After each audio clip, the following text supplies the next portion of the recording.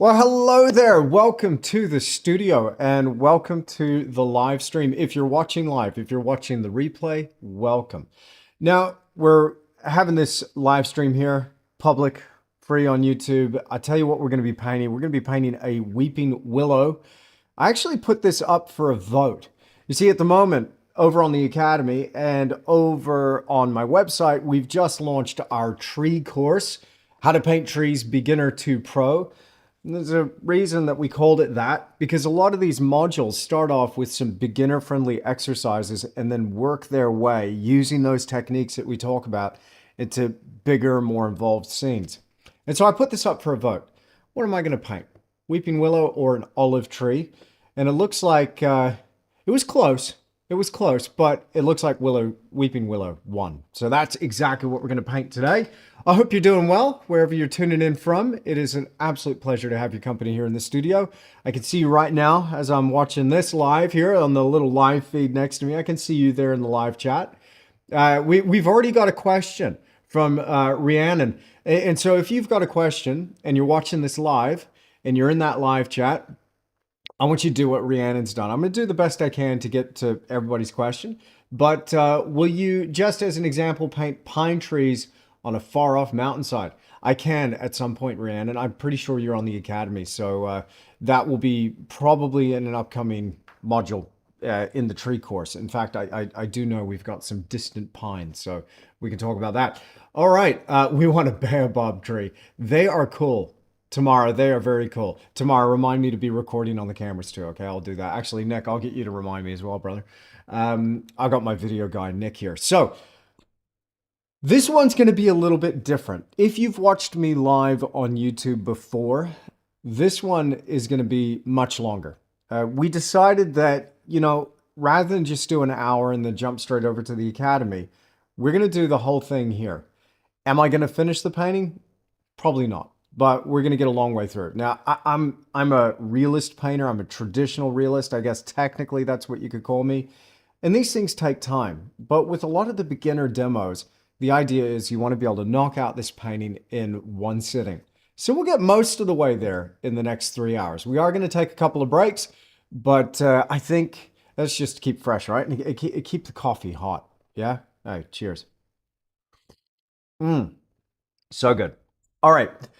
So without further ado, should we just jump into it? Before we jump in, I just want to let you know, you want to click that link in the description down below. If you're watching this live, you've got 2 days left, or maybe 1 day left, but you don't have long at all. The pre-sale for the course, the entire course, it's 50 hours long. The pre-sale for that course is on now. There's 4 modules ready to go right now. How to Paint Trees Beginner to Pro. And the full course, 50 hours long. It's 50 hours long. Yes, that makes it a little bit expensive, but I don't want you to pay that, all right? We got a ridiculous deal for you. For the pre-sale, you can get access to the entire course. Once it's all released, of course, we're offering it for pre-sale, but you can get that now at a very low special price. Click that link down below if you enjoy what you see here. If you're new here and you haven't watched me live before, well, welcome to the studio. Please make sure you hit that like button right now to bump this up in the algorithm. If everybody in the live chat right now could hit like for me, I'd really appreciate that. It just gets it out there across the intertubes and it helps more people find this and see this. So thank you very much. If you're not already subscribed, make sure you are subscribed and click the bell notification icon so you're notified when new videos are uploaded. Okay, without further ado, let's check out what we've got going on here. Here is my linen that has been masking taped to a board. And it's just roughly 12 by, oh gosh, what is that? No, but maybe it's 11 by 16. I think that's what I got going on here. I'm not sure. It's an odd size, but a tall rectangular size. I'll give my Academy students the exact measurements probably in tomorrow's session because we'll be finishing this off on the Academy tomorrow. So this is covered with an imprimatura. You can actually clearly see the difference between the two here. This hotter color over here, we're not going to be working on this one, but that's the burnt sienna, burnt umber. This one here is just straight raw umber. And I quite like that. So that gives me a little bit of a colored ground. I put that on last night, rubbed it back. It's totally dry. Now I'm working on a triple primed Italian linen. It's made by Bel Ardi. It's a very fine weave. And so this is really great when we want to layer in some details. But I'm just taping it to a board.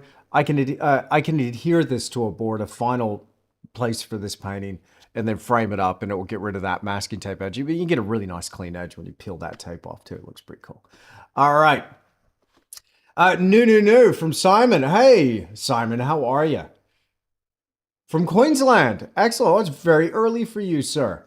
Welcome to the studio. So if you've got any questions, then let me know. Just hit me up in that chat. I'm going to do the best I can to answer as many questions as possible, but I'm going to be talking you through. Now, should we get started? I think we should get started. Now, here on this screen, what you're going to see is a couple of reference photos. So I've got two here. Now this one right here, I got to shout out Leon from the Academy. Thank you, brother. That little bit of reference is from the UK, and I haven't been to the UK yet, but I just love that tree. I was asking him, hey, have you got any of these? He was telling me about Scots pines. I'm like, hey, that sounds pretty cool. Send me some pictures. And this is one of the things we do in the community over on Tisch Academy is we're sharing references. I'm putting up my references. You got that royalty and copyright free. Leon, I hope I've got this one royalty and copyright free because I'm going to be using it today. But this is my photo, just shot with my iPhone. And that's a weeping willow on the edge of Lake Wanaka. So I actually really love this for the light and some of those compositional aspects. So the nice contrast there, and I love that reflection. You know, you can't have a weeping willow, I don't think, without some nice water and nice reflection. Okay, that's what it's all about. Okay, greetings from Ireland. Hello, Gwen. How are you? And Marcus is in the house. Good to see you, Marcus. Hello, Piotr. How are you? And Auntie is here. A lot of my Tisch Academy folks are here. Hey, shout out to the Tisch Academy team. Welcome. All right, so let's get started. Let's jump over to the palette, and I'll talk to you about some of the colors that I'm using. Now, if you've already started the tree course, you've already started diving in, there's a lot of people that have already jumped on board, are already doing the demos, and are already seeing an improvement in their work. And that's super cool. It's so motivating for me. It keeps me going to see that. You'll notice that as the demos carry on, we get a little bit more extended with our palette. We started off very limited with the initial pine tree demonstration, and then I'm just adding another color, adding another color, adding another color, and just gradually extending. Let me tell you what I got here. We got our earth tones over here to the left of our whites. So what do we got? We got burnt umber, transparent red oxide, transparent yellow oxide, and raw sienna. Now, these have changed over the years for me. You know, sometimes I'll use a little bit of raw umber, burnt sienna, yellow ochre, but I thought this would give me a really good range. Now that raw sienna, that's the red shade raw sienna. These are all made by Blue Ridge, handmade oils. These are beautiful paints. You'll find a link to them in the description down below. That's all I use here in the studio. I absolutely love them. And they're made by a guy named Eric Silver, who's an absolute champion. Now, these are handmade. They're made on big rollers, but he's basically doing small batches of color. The attention to detail here is just phenomenal. But each tube, every color that I'm using, it's got just one pigment in there and oil. Now, there's a little bit of stabilizer, but not much. It's a really nice traditional feeling oil paint. Highly recommend. Now, and by the way, my Tisch Academy folks get 10% off that. Y'all know that. All right, here we go. So burnt umber, transparent red oxide, transparent yellow oxide, raw sienna. My two whites. Why two whites? Well, in some of those initial demos, we just had the titanium white, remember? But now we're going with titanium and Cremnitz white. This is a lead white. Yes, don't let it freak you out. We're not going to get it on us. We're not going to brush our teeth with it. It's all good. But that white, you want that white for its transparency, its delicacy, but it's also a way for me to beef up the volume of my paint mixes without affecting the tonal range too much. We're going to talk a lot about value today. So much about painting is about tonal values, and this helps me control that. The titanium white, due to its opacity, it has a tendency to make your colors chalky. If you're just starting out in your painting journey, maybe you've noticed that too. All right, over here we got cadmium lemon, a nice, cool, opaque, really punchy yellow. We've got our cadmium red light. Like the lemon, it is very opaque, but it's got a really nice heat to it. That could be handy, could be. Over here, quinacridone magenta. I treat that more like a red than a violet. It's on the red side of that violet, but it mixes beautifully with our ultramarine blue right there.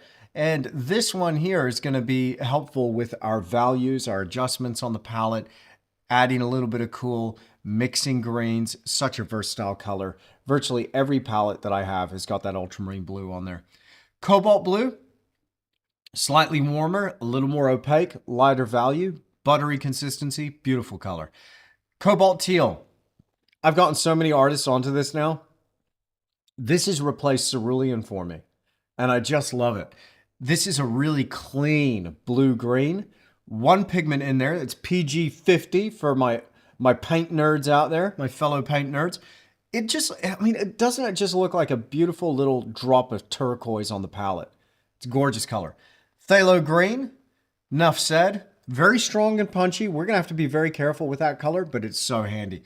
And then we got chromium green oxide. Very handy for some mixes with our greens, of course, but be careful for that one too. Very opaque, and it has a tendency to dominate the palette. So that's what we got. All right, let's jump over here to this one. And should we start sketching up? I got a question here from Sarah Weissman. To anyone who knows, I'm thinking of ordering from Blue Ridge. How long does it take typically to get an order shipped to you? Well, if you're in the US, few days. Shouldn't be too bad. Few days. Rhiannon, how does transparent colors like ultramarine, hang on. How does it do with transparent colors like ultramarine? Does it make it still transparent or opaque like using titanium white? Okay, so we can really nerd out about the color, but there's a range here of opaque to transparent. So we've got burnt umber opaque. Those two right there, trans yellow oxide and red oxide, those two are transparent, obviously. And then we've got raw sienna, opaque. So as I go through here, I'm just going to call out whether they're transparent or opaque. And as we mix color, Rhiannon, anybody else who wants to know, I'll talk to you a little bit about the difference between opacity and transparency and why that might matter, why that makes a difference. Because I do want to have a range here on the palette. It does help. But here we've got opaque, transparent, transparent, opaque, opaque, transparent, opaque, opaque, transparent, semi-opaque, so I treat that as a transparent, opaque, opaque, transparent, opaque. So you can see that it kind of goes through it. But then as we go through, you also want a little bit of a range of warm and cool. So we've got warm, warm, warm, warm, cool. I'd say that's neutral. Cool, warm, cool, cool, warm, cool, cool, warm. So on and so forth. Yeah, I like Rublev too. Mr. PR1. I like that too. Madagascar baobab tree. Dude, that wasn't even in the vote, but I love it. In fact, what I might do is paint a Kimberly boab tree, which is similar to the baobab tree, but it's from the Kimberly. And I've seen some of those, and I got those in my reference file. And so if my Tisch Academy folks want to see a special live stream, I can paint a boab. But I don't think many people have seen a boab. But they're pretty cool. Japanese maple tree. Dude, it's too late. This is what we're doing. This is what it's got to be a weeping willow. You had two choices, right? There we go.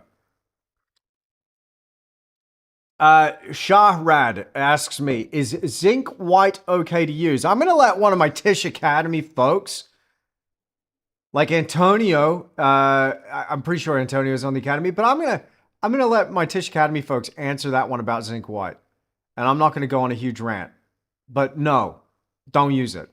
Brittles, so just you, hey, there you go. Shahrad, go ahead and have a look at the live chat now, and you'll hear about zinc white. All right, let's mix up a little bit of color. Here we go. We're going to get out our Liquid Original on our synthetic round brush, a Shiraz #2. Shout out Rosemary & Co. I use Rosemary & Co. brushes. I love them. Absolutely beautiful brushes made in the UK. So Shiraz #2, what we want to do is we want to draw our composition. And I like this brush. It's not necessarily a fine detail brush. It can be, but as you can see there on your screen, it's a pointed round synthetic, holds its shape very well. I want to mix up a little bit of liquid original. That's what I've got there in my little pottle there at the top right of your screen. So about 1 part medium to 3 parts paint in terms of volume. And I've made a color here of burnt umber, quinacridone magenta, making a nice deep burgundy. If you watch me before, I start every painting like this. Every single one. Now, there's a reason I've got 2 references there on the screen. I had to make a decision artistically. Look, I love that willow tree on the lake. That's cool. But it doesn't have the volume. That trunk just doesn't have the girth, you know? I want something that's a little more structure, a little bit of an older tree. This might mean I have to do something with the perspective, but I want something a little more established. And this is kind of a little bit of a piddly tree here in my photograph. But I love the light, and I love that little beach, and I love the water. Like, that's pretty cool. So first decision I want to make is just kind of get an idea, where do I want that horizon to go? I'm going to lift it up nice and high. And so I do know that we're going to get a little bit of mountain in here, a little bit of distance. I do really like these leaves and stuff coming in on this side. It's a different kind of willow. Here in New Zealand, it's called a crack willow. I suppose that's because they break apart and they crack up a whole bunch. But I'm going to turn the one that's coming in on the right-hand shoulder to a weeping willow. So just holding a bit of sense of space there. Now over here, I want to get an idea of how this shore is going to look. And so a little bit of a sweeping line here and thinking about, okay, what is the stage that I'm putting my main actor on? Where is that going to go?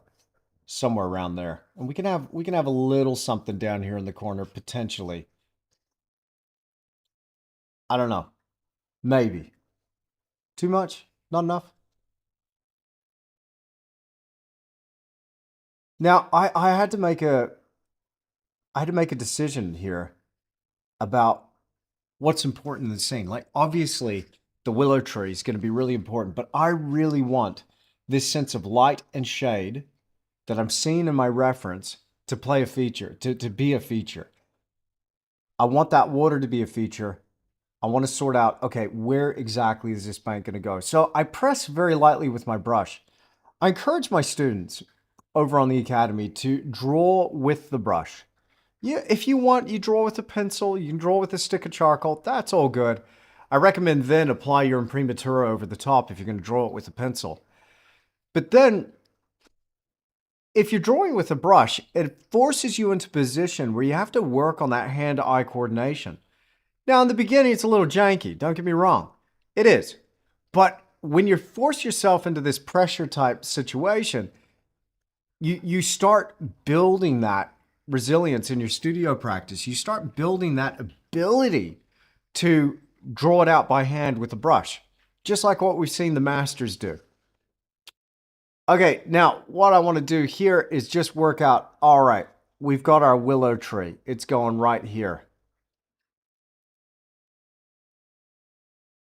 And I can already see I want to shift my shoreline, but I'm just going to get a general sense of volume first, and then we're going to carve away at the shape.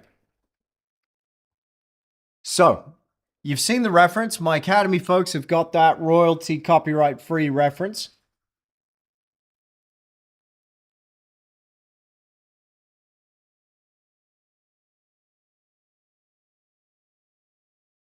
So I want to think about how is that going to sit and how is that going to reflect.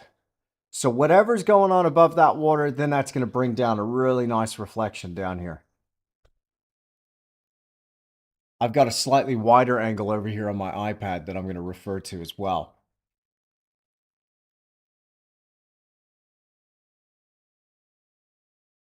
So whatever's going on above, I'm going to just scribe a line down. That's what's going to be going on below. And that's roughly where our reflection of that mass is going to come. Nice. Now there is another willow in here. I want to go ahead and get that in.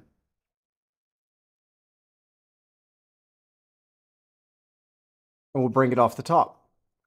I like that it's focused on the trees. It's not so much about the landscape beyond, but it's about this tree. So we got our general shape. I like thinking when I'm painting in terms of general, and I move my way towards specifics. We don't start off by just going, okay, here's our willow tree.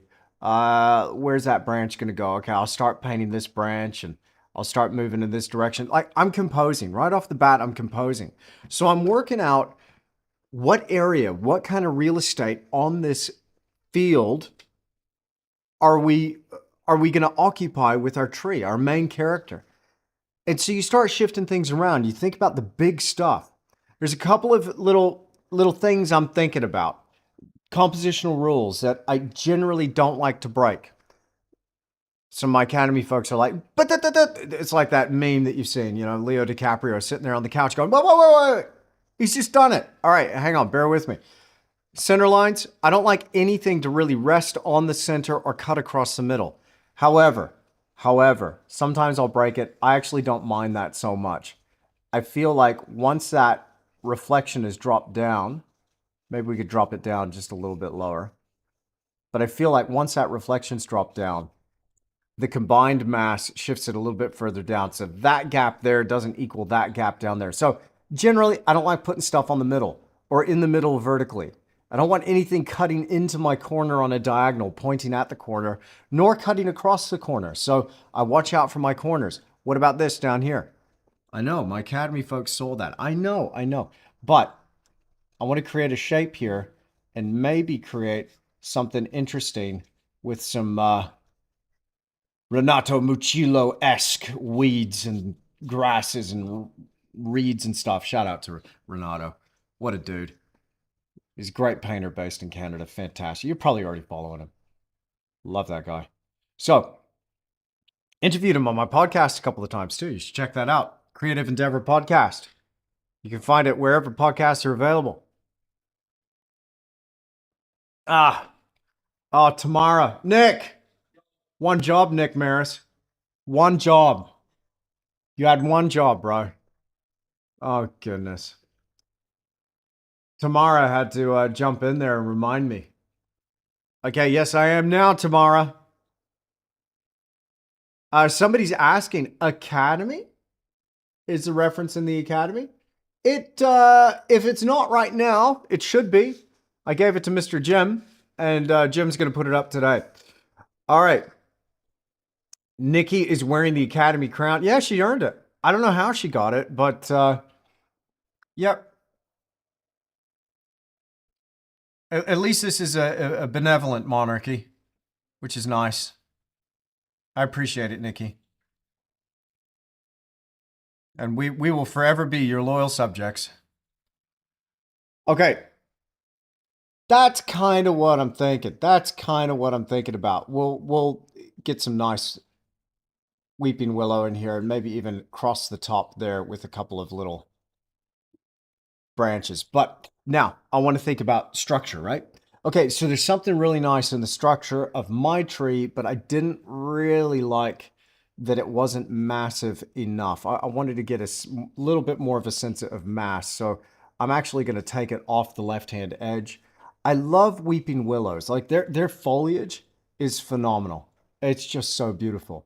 So we want to have these umbrella-like hoods of foliage that hang down. So first step is I'm just going to start lining it up, drawing on my linen here with my brush, just sketching it out, more or less sketching out the edges and the boundaries of each mass of leaves, not individual leaves. Remember, this is a process of working with whatever's general, big general shapes first, and then we work our way towards specifics. We'll get there. There'll be a time for individual leaves, within reason. But right now, we just want to have an indication about where our big shape's going to go. Now, what kind of structure is holding this up? Well, I really do love that I can see that branch there. That's neat. And we might even have a few more. But I kind of like that branch there. I must admit, I really do like it. Now, some of these branches, they hang down I'm going to extend this out over the water a little bit more.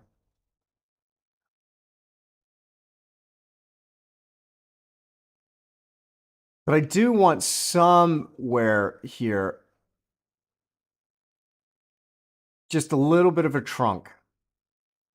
Now, I got to say, I'm a huge fan of bonsai. For the reason, just the character and the nature of some of these trunks. You know, you get a bonsai master, they're going to do something with that tree. Looks pretty cool. So I just throwing that in there. Like there was a period of time there, I was absolutely obsessed with bonsai. So I look at my painting in the same way. I'm using my reference, but I'm not bound by the reference. The reference contains within it what I call the seed of the idea, but it's our responsibility to take that seed and plant it firmly. Where are we planting it? Well, forgive me for sounding a little woo-woo.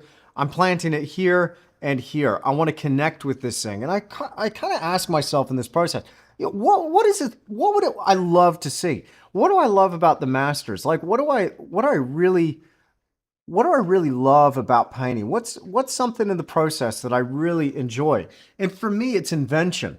I love artistic license. I love invention. So when I look at that reference material, let's put it up on the screen here. So this tree here, really cool. I love the structure within the top of the tree and its mass, but there's something about it. It's a little bit straight up and down, isn't it? But this one over here, it's got a little bit of a lean, but here's the problem. We can't see the trunk. So I'm thinking about that and making an artistic choice and go, if it just lifted the skirt of that foliage a little bit, maybe we'd see that trunk leaning over there. Maybe you could have something that felt a little bit more massive. Now I mentioned something about the mass overall of the tree. You know, maybe, just maybe, we could just add a little more to the top just to give this thing just a little more character. Excellent. Now there's something I'm doing with my trees, by the way, and this will be a little bit clearer here in a second. It looks chaotic, doesn't it? But there's something I'm thinking about. All right. If I was to draw a line straight down the middle of that mass, I wouldn't want the right side to equal the left side. So that is to say that when that trunk is there vertically, I don't want its branches and this feeling to be, you know, if it's going to be angled up this way or the branches are going to be hanging down. Often when we're starting out on our tree painting journey, we'll have one side mirror reflect the other side. So I want to avoid that. So just in terms of design and painting trees, I'm on the lookout for an irregular shape, something a bit more interesting. Okay, so I think we're getting there with our tree mass. I don't see a question there in the live chat. If you've got a question, help me out. It just, because I'm breezing that, I'm just looking at, you guys are talking. That's great. Thank you for your comments. By the way, if you haven't hit that like button yet, please hit that like button. Really helps out in the algorithm. If you're not already subscribed, what are you doing? Hit the subscribe button. Hit the bell notifications. You're notified when I go live again. If this is your first time ever watching me, by the way, hit me up in the live chat. Say good day. 3 capital N's for new. Hi, Andrew from Pakistan. Hello, how are you? Sajid, is that you? Good to see you, brother. How are you? Do you have a ground on your canvas? So, Millie or Milcent Art, I'm going to get you and yeah, there you go. Exact. You got it. You got it. 3 capital Q's. It helps me see it. Do you have a ground color on your canvas? Yes, I explained this in the beginning. It's an imprimatura. It's raw umber, bit of Gamsol, and then I wipe that clean, and it is basically just a mere stain, and I leave that to dry. Yes, so it's not colored canvas I'm buying. I actually will color the canvas myself. I did it myself. Now right here, I'm going to just measure from the top. Whatever, generally speaking, is above that is now going to show below that, but we got some ripples on the water, so it'll extend down a little bit more. Now, you can see here, pretty clear what's going on with our tree. Let me show you now how we're going to get a little more information into our tree here with the next step in the process. Now, there's 4 things that I'm thinking about when I'm painting. I'm thinking about a lot when I'm painting, to be honest. Thinking about a lot. What I'm going to have for lunch. How many coffees have I had today? I've lost count. But in terms of painting, 4 things. Line and shape. That's what we're doing right now. Line and shape. This is the foundation. It's the drawing behind the painting. It's the linear aspect. This is the foundation of painting. Then the next thing I think about is value or tone. I use the word tone. That stumps a lot of people because they go, well, hang on, what do you mean tone? So tonal values, right? How light something is, how dark something is. Right now, this is a consideration of value because I want to indicate where the light is falling across this form. So this is a little bit of a consideration of value. So I'm going to knock in here. I'm going to hatch in very, very lightly with my brush. I'm going to hatch in where some of those shadows are going to fall across this form. My third consideration is color. Now we're painting. So why does color get third? What is it about that? Why isn't that number 1 on the list? The last consideration, number 4, is edge. So line and shape, linear aspect, tonal values, color, and edge. And to be honest, I've been hard pressed to think about and try and figure out, is there any more that I could add to that list, really? I mean, when I think about it, when I really think about it, like that is everything that I have to play with. Now, Sarah Churchill has told me, and I think she's on to something, but where does texture or brushwork kind of play into that overall equation? So that's more the vehicle for achieving the second list of 4. Now, the order on that is not as important, but the second list of 4 is like my goal. What's my goal as a traditional realist? I want to convince and absolutely convincing. I want to create a convincing sense of form, depth, light, and material. I want the painting to look real. I want it to look like a painting, but when you get up close, you can see all that brushwork. When you step back, you're like, oh, wow, hey, that kind of looks real. That looks real. Look, maybe it's not the best goal to have, but that's my jam. That's what gets me out of bed in the morning. And I love chasing that feeling of realism. Now, I mentioned Renato Michello before, but I bet you that's what's motivating him as well. Phenomenal painter. He's probably one of the best realist painters working today. I love his work. Absolutely love his work. But what is it that we have to play with as artists in creating that sense of realism? I only have my line and shape, the drawing behind my work. I have my tonal values, I have my color, I have my edge. Now, when we're thinking about it in terms of importance, why are these things important? Well, and why the hierarchy? If our drawing is bad, no amount of color or correct values is going to make that thing feel real, for lack of a better word. You'll keep dabbing away, and if the structure that is under that painting, if that structure is off, if your perspective's slightly out, it helps having great reference. I got some great reference here. I'm sure you would agree.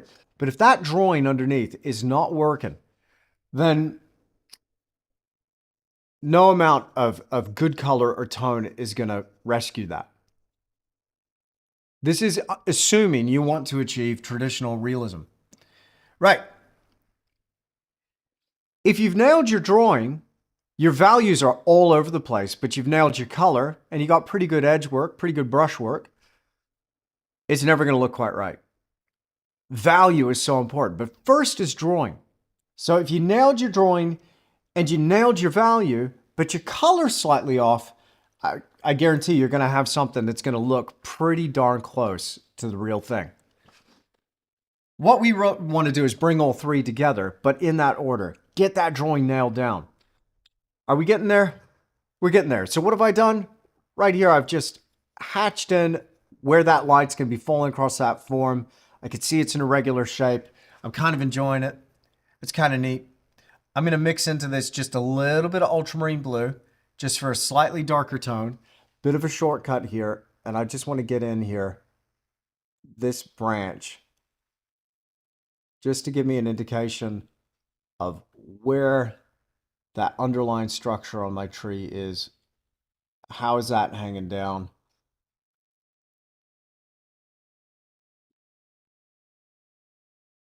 And then right here, where's that trunk? I want to find that trunk. And then maybe, because I've put so much weight in that trunk, we can have another branch that hangs down. And then a secondary branch coming off. Yeah, that'd be cool. So we can get a little bit crazy with it, but there's a bit of a twist in that tree, and then we can obscure the rest with leaves. But I kind of like that. I kind of like that. All right, so as I'm thinking about that, that's my tree pretty firmly established. The water is going to be an interesting consideration. We might even get into painting water and painting reflections. You know, last week on the Academy, we had a portrait, but it ended up being a water painting of sorts. Let me show you. This is available for replay for my Academy folks.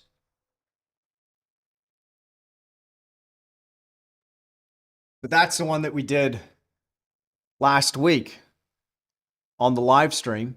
We got most of the way there on the live stream, but I went ahead and finished it off and recorded the rest here in the studio. That's my 4-year-old son, Hugo.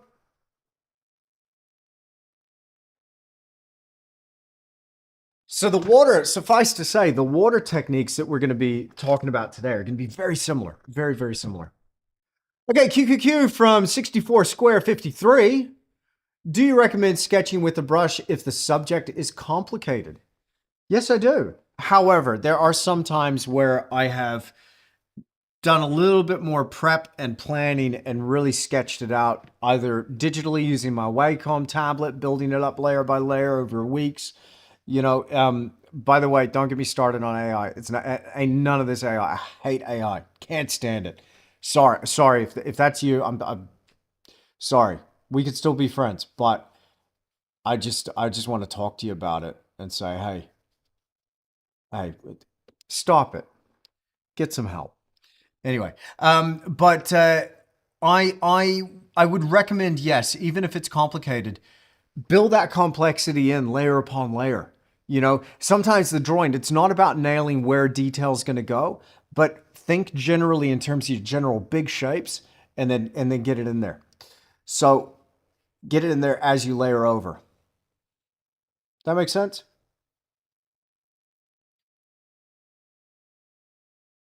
We'll have a little bit of a beach out there. Now, I don't know if you can see, but what I want to do here in my painting is put in a little bit of a bank where it's eroded away. All right. Thank you, Tony Gates. Appreciate that.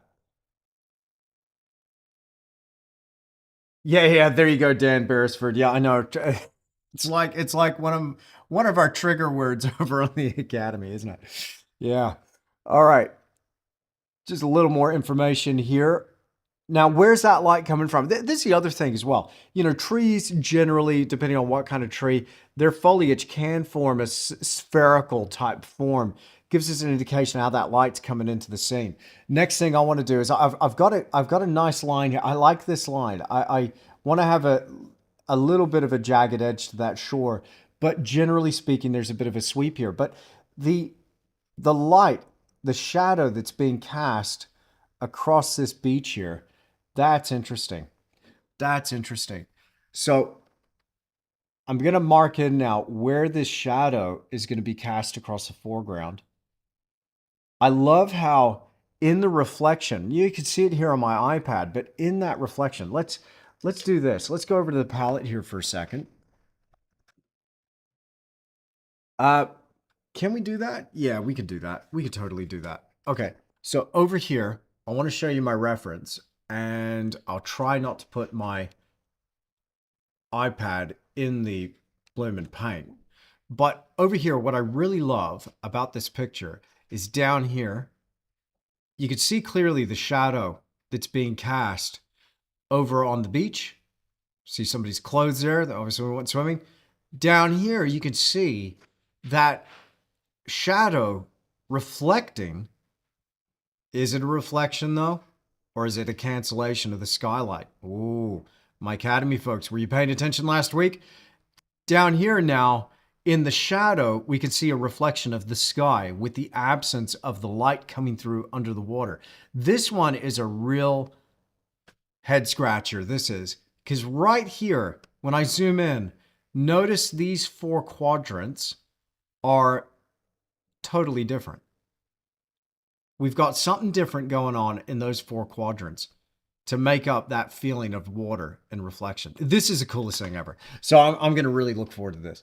So listen up. Let's see how much of this we can get done in this session.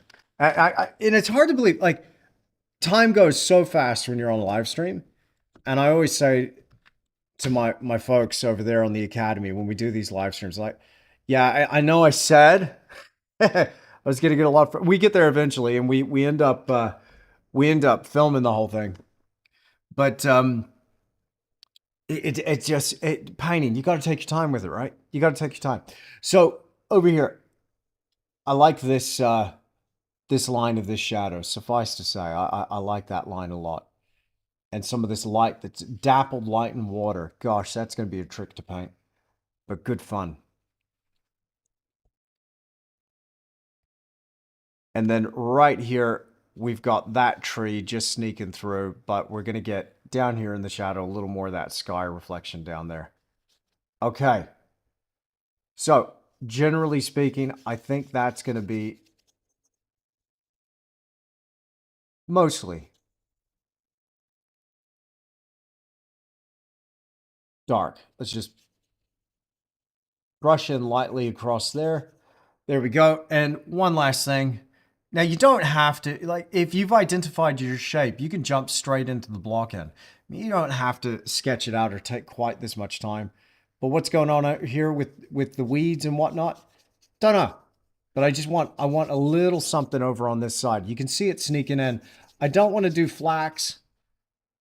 It can be interesting, but in this case, I'm finding it a little bit boring. But I know I want a dark corner here in the shade. And then we've got open water out here. And then we've got another willow tree cutting in from the top. Hey, if you're watching me live, thank you so much for joining me here in the studio. Really appreciate it. Appreciate your company. I go live on my Academy every single week. I'll tell you about that later on. But right now, we've got our How to Paint Trees Beginner to Pro course with, for the first time ever, I haven't done this. I know it's been done before, but for the first time in my studio, I've actually produced some beginner-friendly content. If you're just starting your paint journey, then what we talk about in this course is we just paint a tree, very simple palette. I walk you through it, but here's something else that we're doing. I'm showing you in those beginner modules every single brush stroke and every single mix of paint. Every one. Naturally, it makes the videos a little bit longer. The pine tree is about 1.5 hours. Willow tree is 2 hours. Gum tree is 2.5 hours. They get a little bit longer and longer as we get into more and more advanced techniques. But one module builds on the next, and then we end up painting some really more involved scenes, bigger scenes. But it's available right now for pre-sale. 4 modules are ready to go right now. You can get instant access to that by clicking the link down below.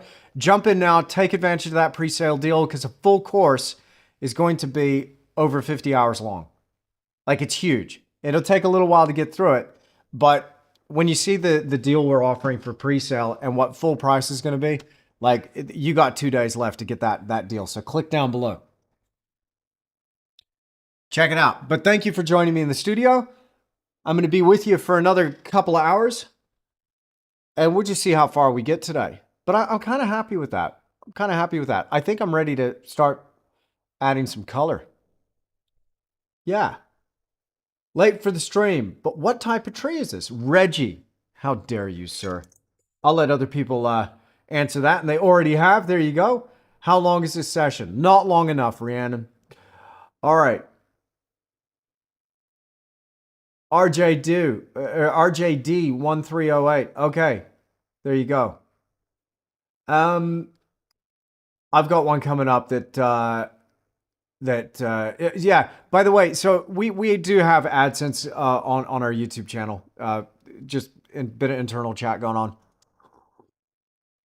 but I also want to tell you about some of the stuff that we got going on.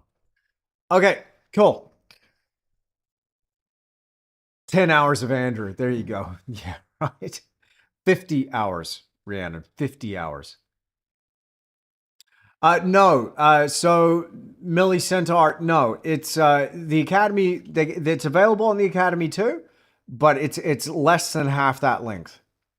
You'll get the main gist of it, but it's less than half the length. So we've offered a little bit more of a discount for our Academy folks. How do you see using AI to using a photo as a reference? Very different. Very different. I won't get into rants on that. I made a video and put it on the Academy.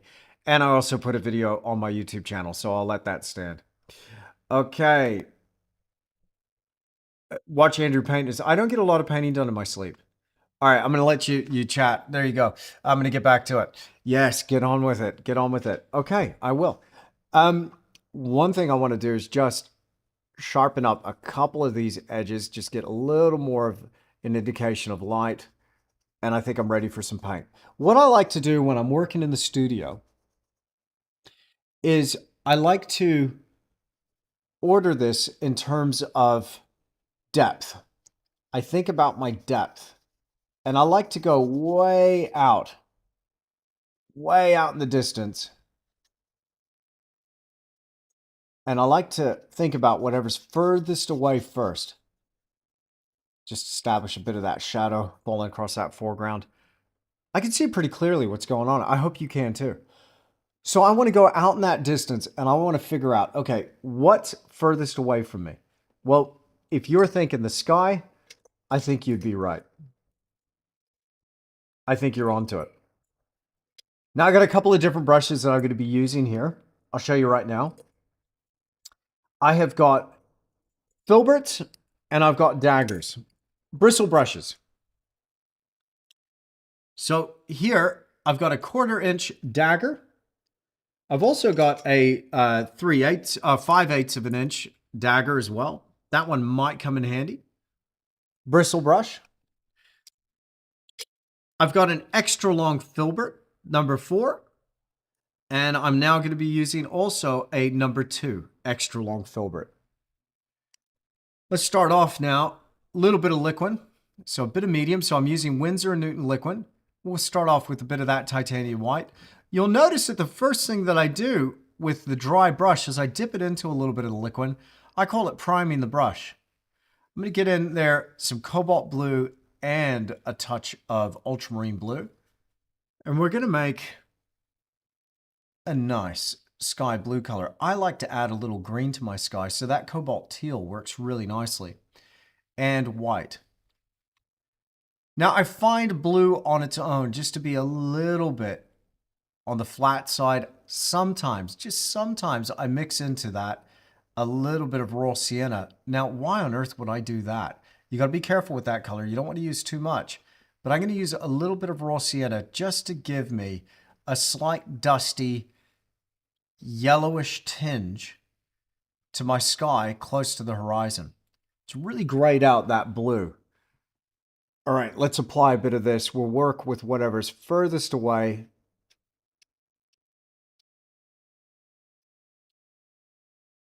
And then as we get a bit higher up in that sky, I'll mix in there a little more teal and a little more ultramarine blue.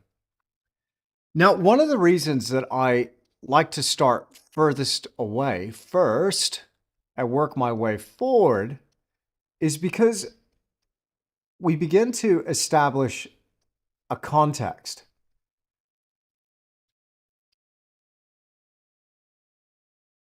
I want to build that depth in. And I can only have that depth and that feeling that one thing is closer because something else feels further away. And I find it personally, you can work the other way. You can start with whatever's closest and work your way back. But I find personally that something is happening to that color, something is happening to that value as we come further forward. And if you're paying attention, you'll notice that your chroma, your color, your saturation, the intensity of that color, because it gets higher and higher the further forward you come, it's easier to add that to your paint as you're mixing over here on the palette. It's easier to increase gradually that saturation, that feeling of chroma as you come further forward, rather than trying to knock it down as you go further back. You can, technically you can knock it down, but for me, it's just a preference thing. But you're establishing context. So what does that mean? Well, it means that one thing being relative to another thing, you know, in order for something to feel closer, I need to have other stuff for that to relate to. There's something else, though, that I don't often talk about, but it's kind of building a sense of enthusiasm into your process. Like you want to feel excited about the project. And when things start to click into place, it's very satisfying. It's really nice. And I like that click. It's almost audible. For me, sometimes it's a clunk. It's a chunk. It's a clunk clunk. It's like it's knocking it into place, you know? Like gears shifting. It's that crunch on your VW Beetle as you shift into second. Only 2 or 3 of us have ever experienced that. Anyway. But when that depth is there, man, you could feel it. So I'm going to paint just a couple of sky windows. I know, we got some leaves there, but I'm going to just, I know that I'm going to have to go back and poke holes in that, but I want to have those leaves drifting through here from the right-hand corner. And one of the things I love about Weeping Willows is that direction that they get, so we can get some sort of indication about breeze. If you've ever spent time on Lake Wanaka, my goodness, it's quite breezy. Windy Wanaka, Hurricane Hawiya. It's very breezy. But now we've got a relatively calm day, fortunately. On our crack willow up here, let's put in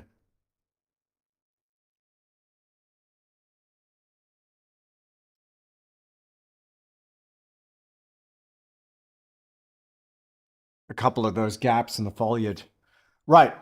Now that I've got that color on the brush, the next furthest thing away is, yes, absolutely, it's that mountain. But I got that color. And that's so close to the color in the water that I'm going to carry on with that water. Out there at a distance, against the base of that mountain, it's nearly the same sky blue. So let's start to bring it forward. That is all, Asada, that is all in my oil painting fundamentals course available in the Academy. I use Gamsol. And 3 jars. I learned to drive in a VW Beetle almost 60 years ago. Cool. I mean, so me too, but it wasn't quite 60 years ago. I haven't been around that long.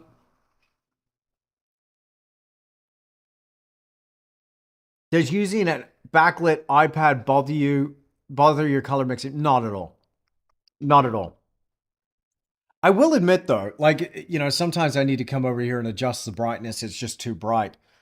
I I'm more, and you kind of develop shorthand for mixing color.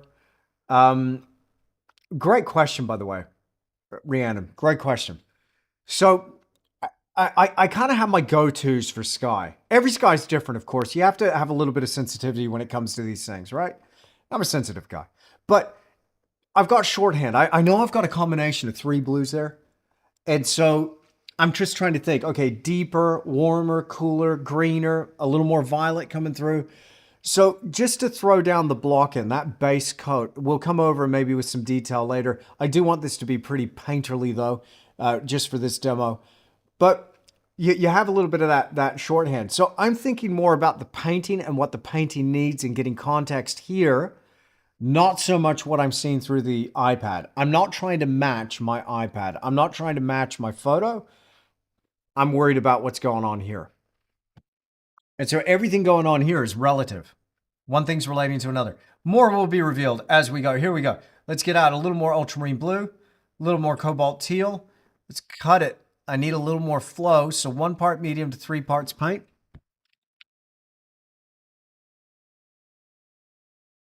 It's a little deeper. Let's cut across.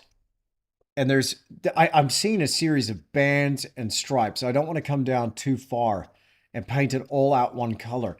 I want to think about those zones in the water. So I'm thinking about those colors carefully. Jim Fairburn? Jim Fairburn, is the reference material available on the Academy? Okay, so for my Academy folks, I've just been informed live in the studio that the reference is on the Academy. You can grab this reference if you're painting along. You download that, royalty and copyright free. I'm just going to assume, Leon, that you're going to let me do that with your reference images, sir. Thank you very much. It's best ask for forgiveness, not permission. But appreciate you, bro. So Leon sent some fantastic references of willow trees in the UK, which I have not seen. I have not been to the UK. We do have Weeping Willow here on Lake Wanaka. And by the way, if you're wondering, well, you don't sound like a New Zealander if you've never seen me before. That's right. I'm not a New Zealander, but I live here. I'm a Texan, and I married a Kiwi, and glad I did, because now I get to live in a great place like this. Oh yeah, and my wife's pretty cool too, but it's nice living here. A little bit greener on that as I come down. Now that imprimatura, why have that imprimatura at all? You'll start to see this little pop of warmth that's coming through these layers as I start to work my paint across the surface. There's going to be gaps in that brushwork. And a little pop of warmth is going to come through here and there, just a little bit. Can you flip over to the reference occasionally? Yes, I can. There you go. There you go. Now I've still got that color on the brush. I do want to get down here in this water, but I don't want to come too far forward. That was pretty close to the sky. Let's go to that mountain. What on earth is going on in that mountain? What is going on? Tisch dagger now. I'm going to get over here. I love the quinacridone magenta. It helps me achieve a bit of that dusty mountain color out in the distance. And I'm going to mix in with that a bit of Cremnitz white and a bit of ultramarine blue. Lift it out with a little more white. And any warmth that I'm seeing at all, I'm actually going to use the burnt umber. And at this stage, probably burnt umber alone. I could get a little bit of raw sienna in there, but I want a gray, dusty feel, a little bit lighter in value, but definitely darker than the sky itself.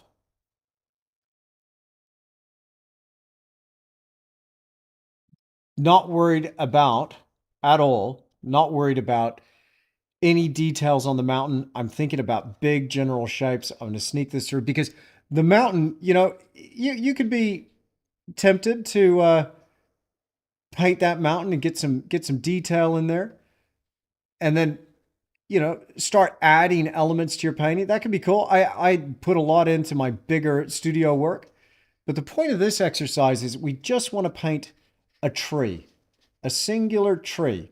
There's a lot more going on in this painting than just a single tree.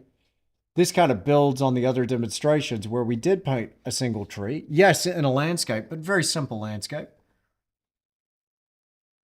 So there's a bit more going on here in this landscape. But the point is, I don't want to focus too much on that background mountain. So just establishing it in terms of a shape to hold a sense of space, place, color, tone. That'll do. All right, I'm going to get in a little bit of raw sienna, ultramarine blue. Now, there's something funny that happens with color, particularly our reds, oranges, and yellows. They don't like to travel over a vast distance. So even though I know there's green grass growing on top of this hill, I want to go for a color that is more muted. I don't want to use my high chroma cadmium limit at this stage. That would just be too on the nose. So what I want to do here with this hill is use one of my more muted colors, being raw sienna. That'll push it way back. I'm able to cut a little more of a precise shape using the bristle dagger. By the way, check out the Tisch daggers from Rosemary & Co. They're awesome. They're super awesome.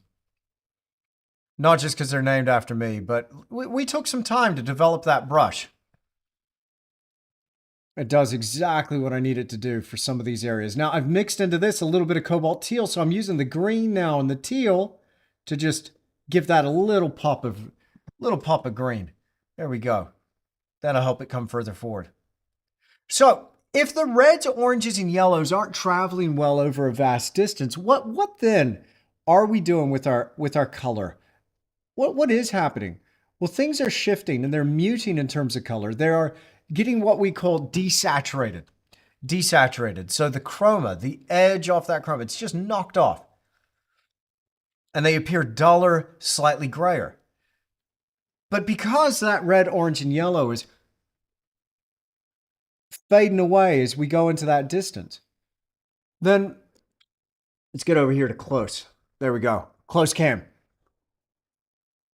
What's coming through is more of our blues and violets.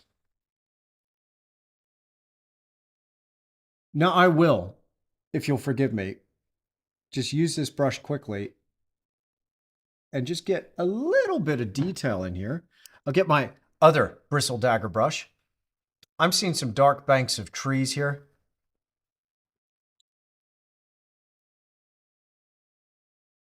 So I'm going to get some burnt umber, ultramarine blue,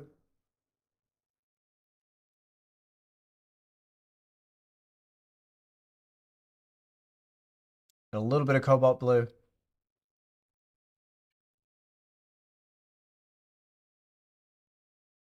And a little bit of cobalt teal. Not enough paint.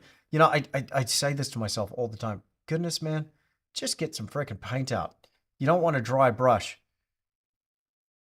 Now, you'll see over here on the palette as I'm mixing, I can see clearly the relationship between my colors. What gives me an idea is that I actually have context.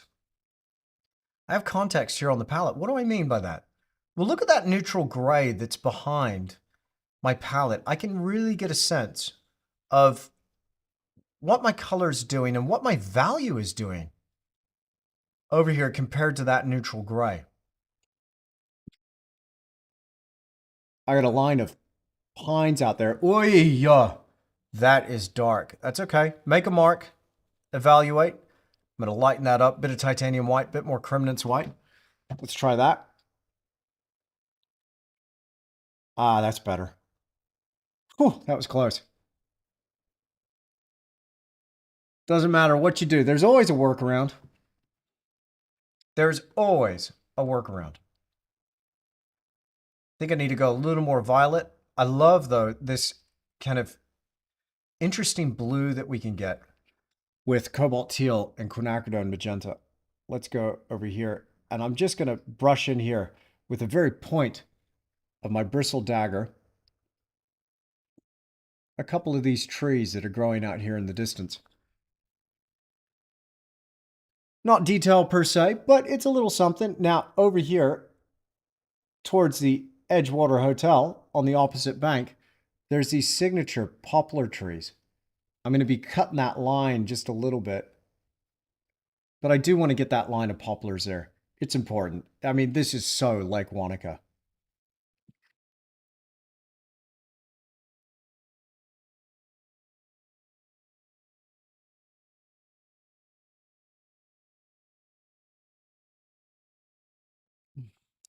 If I've cut across that horizon out there, hey, no problem. Don't worry. It's all good. Get out a little ultramarine blue, cobalt blue.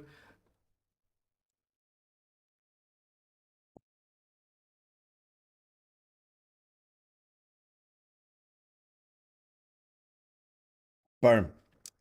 Not a problem. All right, it's just a little something, a little indication. There's something else cool, though, that we can do with our mountain. You want to see something neat?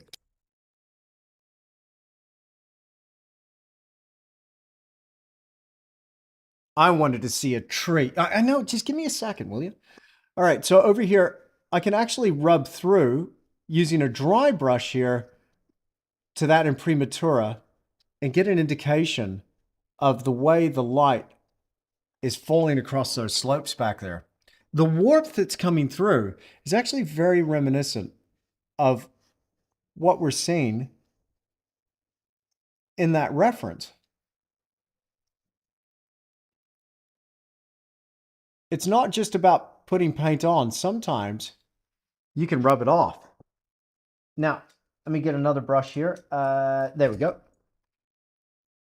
Little short round synthetic.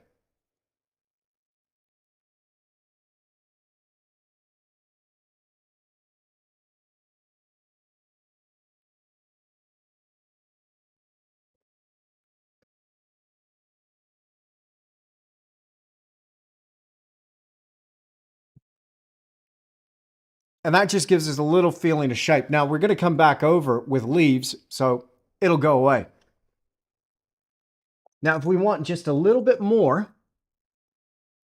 saturation with a couple of these areas here on our distant shore, which I think we do. I got some nice green grass growing out there. Well, let's go ahead and bring it. Let's bring it. Let's go titanium white, raw sienna, bit of cobalt teal, a bit more raw sienna, more titanium white, a little bit brighter.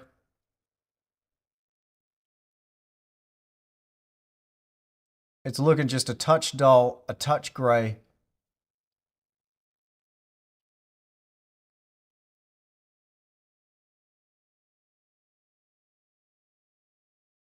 But perhaps that will give us just a little more brightness. But it will still recede. I want it to recede, just lifting a little bit. Now I'm going to do something. Be careful. A little bit of cadmium lemon, just a touch. And add to that a little bit of cobalt teal. There's some fresher lawn right there.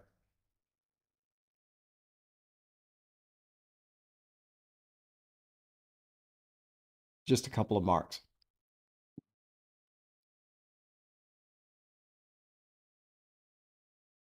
Okay. We haven't even gotten into our willow tree yet. We'll get into that in a second. Very shortly.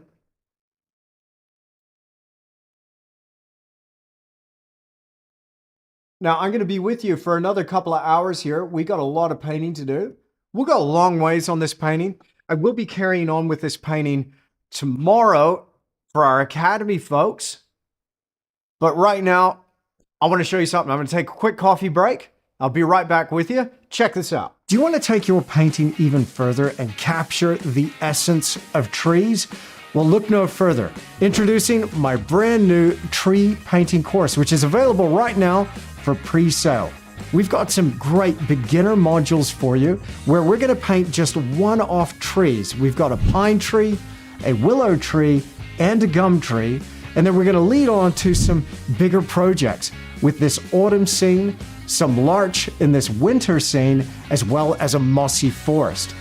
In this course, we're going to have you covered from those beginner modules, working our way into bigger scenes. We're talking about foliage details, bark details, how to paint twigs and branches, how to paint different lighting scenarios, and how to capture the essence of each individual tree species. But here's the best part.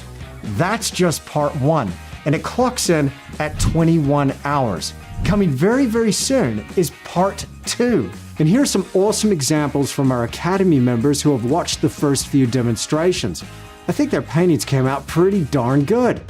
These are the kind of demos that you can paint along to. You are literally going to see every brushstroke and every mix of color. So what are you waiting for? Check it out right now by clicking that link in the description down below.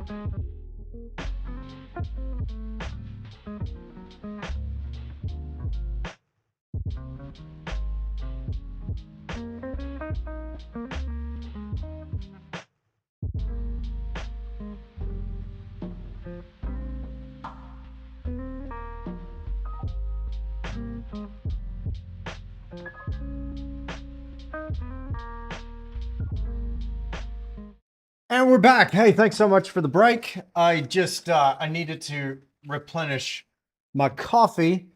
3-hour streams, you know, you got to take breaks, right? You got to keep fresh. How's everybody doing in the live chat? Got a question here from Bella Graca or Graca. Do I use terps or thinners between brush changes? No. I don't actually use terps or any thinners for anything other than cleaning the brush at the end of the session. And now I'm using Gamsol. Now here, Pure Gum Turpentine is no longer available in New Zealand for some reason. I used to really like that, but it did have there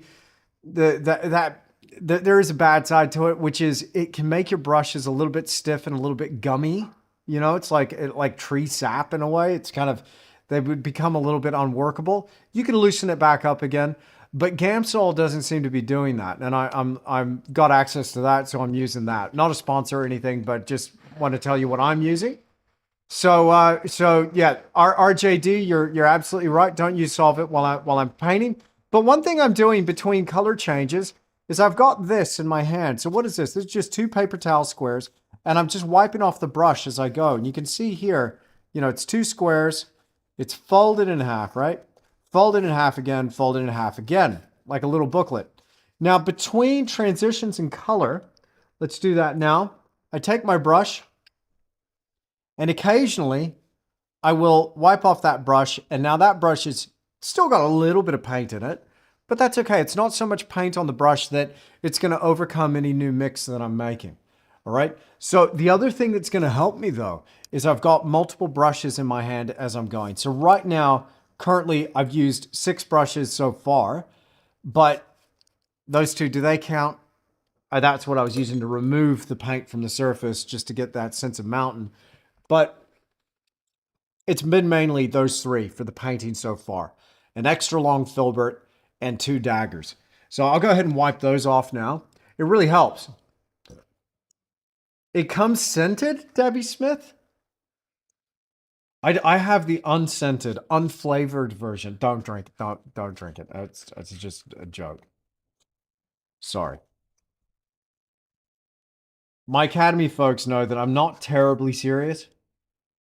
I mean, I love to paint. I'm very serious about my art, but you got to have fun while you're doing this. So I do muck around a little bit. All right. Got a fresh one. Here we go.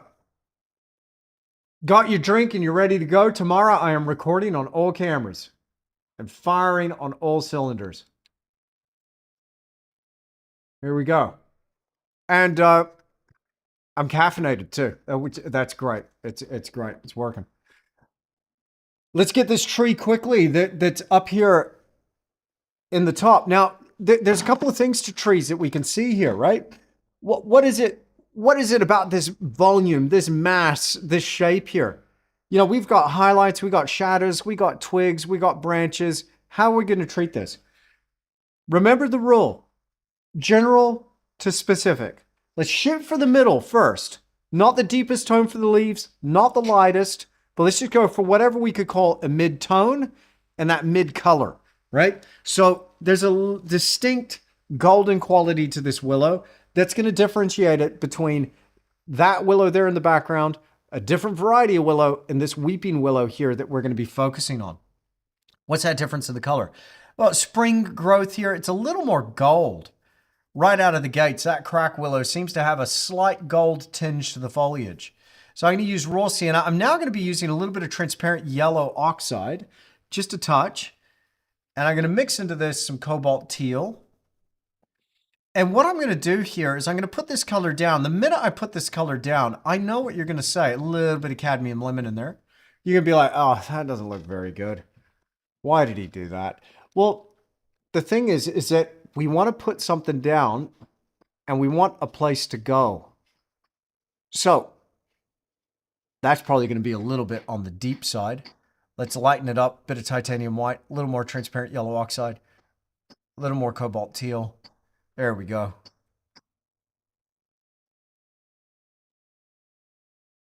A little bit lighter. Yeah, that's it. Now, can I go darker? Absolutely. Can I go lighter? Absolutely. I'm just shooting right for the middle. But we've got something more or less that's going to be a base. Get that color down. I'm not going to cover the whole mask because towards the top of some of these leaves, break up that edge just a little bit. Towards the tops of some of these masses of leaves, we got this lovely golden highlight that's coming through. So I'll preserve a little bit of area for that. But working around my gaps in this that are showing through, that is showing that beautiful sky color coming through, the gaps in the leaves, working around that, I'll work a bit of that color in. Bring that on down. What's going to be really nice is that sense of contrast with the highlights of this willow here in front and this one here behind.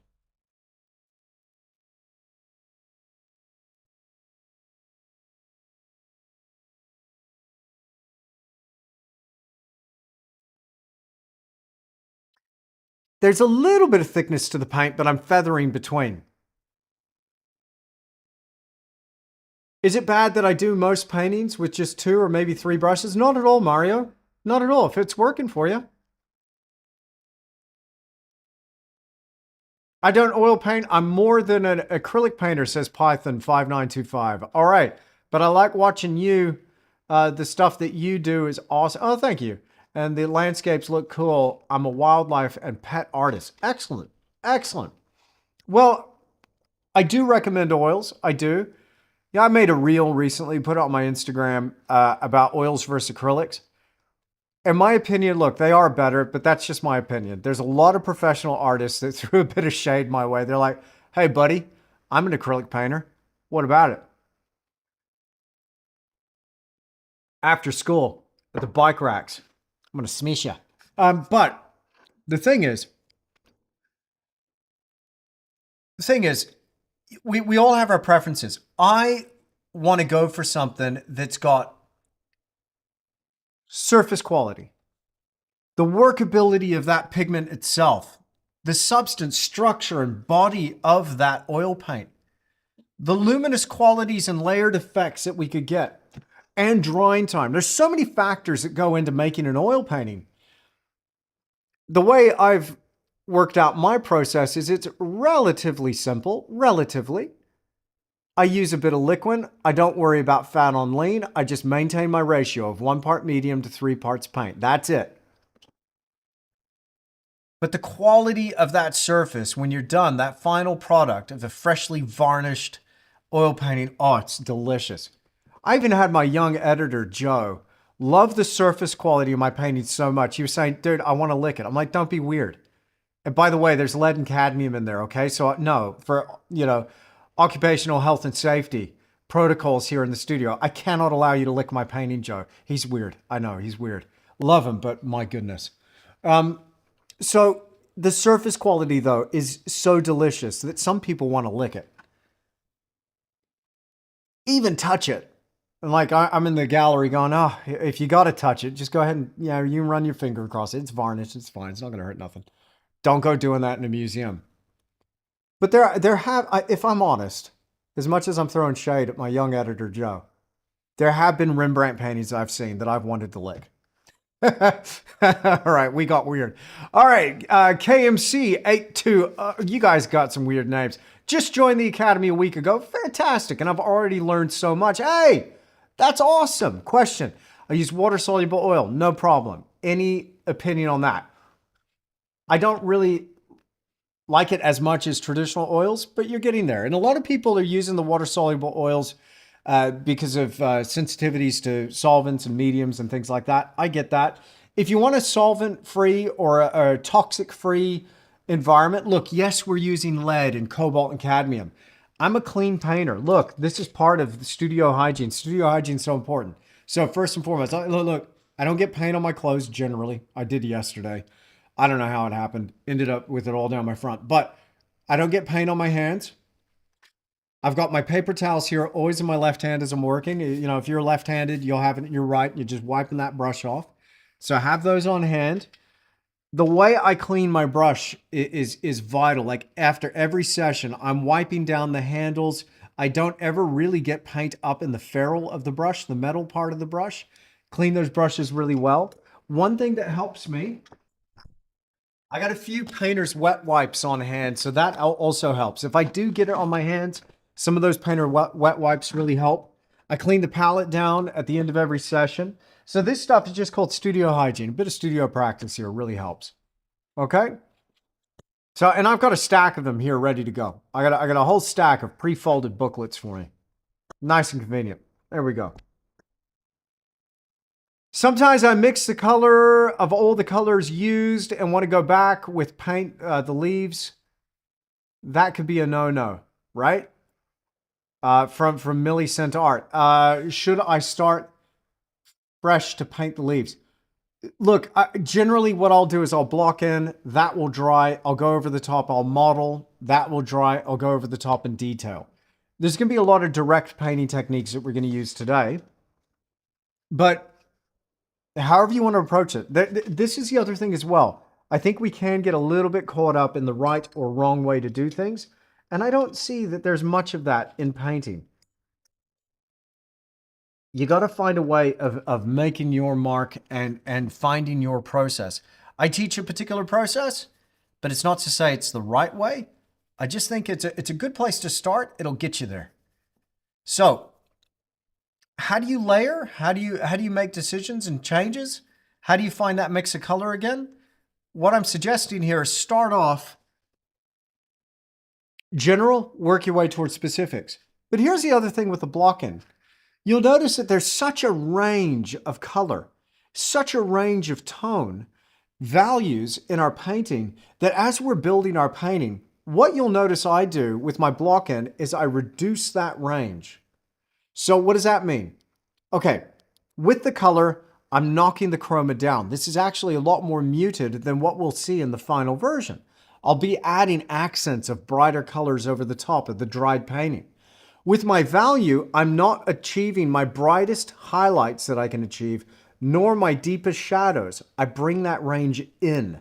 So it's a muted, toned down version of what the final is going to be. So I've got a place to go. As we're adding highlights, we need something for that highlight to contrast against. As we add shadows, we need that shadow to register because it's contrasting against what we've already put there. What happens when we don't do that? When we go too bright with our highlights too quickly, is you'll get over here to the palette and you'll start mixing in more and more of that titanium white, just going, how come I can't get a sense of light in my painting? That's why I do that. Now, I've got a bristle dagger here. It's loaded up with a little bit of ultramarine blue, a little bit of burnt umber. Let's draw in a few of these branches. We got a lot of branches, y'all. A lot of branches, but we're getting a little bit of a sense of structure. Just a little something. I love the blade edge of that brush. It gives us a relatively controlled line. Relatively.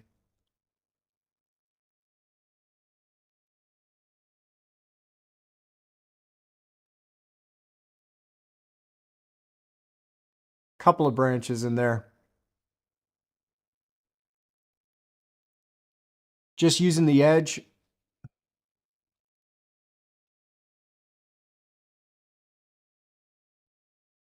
Now that's the thing I love about this brush is that we can create these broad strokes with that flat blade edge. We can create some really interesting marks with the very tip of the dagger, and then we can cut a line.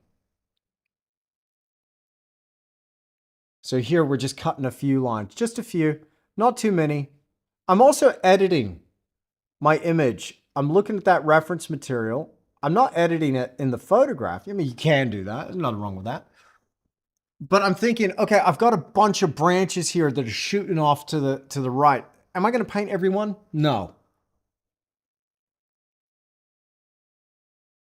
Ain't nobody got time for that. So just a few.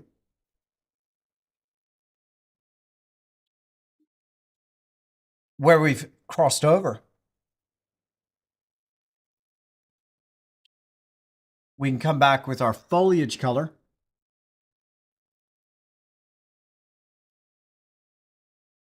Break apart a few of those lines.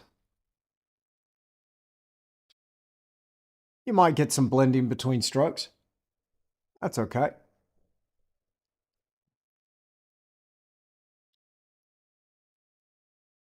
Right. That's just going to hold a space right now. We haven't added any highlights to it. It's all good. Let's leave it. Let's move on. Before we do, I might just take my blue sky. Bit of titanium white. Now, something I want to tell you about the tree course. When all's said and done, we're done running our pre-sale deal. The price of that tree course is $997. I know, it's a shocker. Shocker. But it's 50 hours long. I don't want you to pay that. I can't say I'm comfortable charging that, but I know how much work it's taken me, how many paintings are involved. We've got over a dozen different demonstrations, starting with beginner-friendly stuff, working our way up to those more involved projects. But the full price is $997. We're offering it for a pre-sale deal right now, 4 modules ready to go. You got access to the entire 50-hour course once it's all uploaded.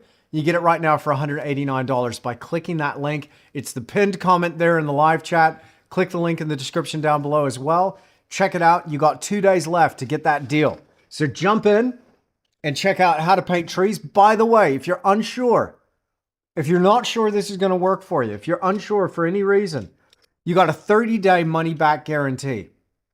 And you get to keep the course. You get to keep everything that you've downloaded. You just keep it. It's all good. But I don't want you to have to pay for it if you're like, this ain't my thing. Sorry, but I guarantee you're gonna love it. You're gonna love it. It already, I'm hearing reports back. I've been seeing people's little paintings that they've been doing from the beginner demos and some of the more involved projects. And with those beginner modules, the first few just single trees, you see every single stroke, every mix of color, and I'm explaining and walking you through the entire process. And one demo builds on the next, builds on the next, builds on the next. It's designed to give you that background in how to paint this in oils. Yes, a lot of the techniques, you can translate that to acrylics, water mixable oils, gouache, whatever you want. The fundamentals still apply, but that's something. And look, it's my biggest course I've ever done. We're still doing it now. We're still working on those demos now, but check it out. You got 2 days left to get that pre-sale deal. Lock in that low price of $189. Marley's, you've got access with my Academy students, for my Academy folks that are here in the chat. If you didn't hear this, I made announcements about this. You get an extra 30% off the pre-sale deal. Extra 30% off. Antje and Marley's, my 2 gals there from Germany. Love you guys. All right. Now, what I want you to do is I want you both to send me a DM, please. Send me a DM over on the Academy. Okay. Let's talk. All right. Thank you, Virginia Hayes. Just in time. Just in time. All right, let's mix some color now for our willow tree. Let's get into the Weeping Willow tree. I'm going to be with you for another hour and a half today in this live stream. I will be continuing on with this painting tomorrow. I hope my Tisch Academy folks are happy because they requested it. And also you here on YouTube, you voted for this. It was olive tree or weeping willow.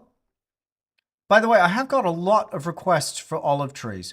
So I will do an olive as well here very shortly for my Academy folks. Now I'm going to start off with my shadows here. It's a relatively dark tone. Too dark? Too dark. Cobalt teal, a little bit of chromium green oxide. We'll mix into this some cadmium lemon. That's a nice saturated yellow. If it's too saturated, I'll knock the edge off with a little bit of raw sienna. And one thing that happens with our complementary opposite effect, red is opposite of green on that color wheel. I'm going to mix in a little bit of transparent red oxide. This does something. It warms it up, and I'm noticing a bit of warmth come through in some of these shadows, but it warms it up, but it also earths out that green. I think we're very close here on our shadow color. So I'll work this across with a series of strokes, heavily loaded brush, my bristle dagger, and we're going to work across here on that surface, just a touch of liquid original for flow. Now, 1 part medium to 3 parts paint, that is the top edge of that ratio. I don't want to go over it. I consider it my speed limit with my painting here.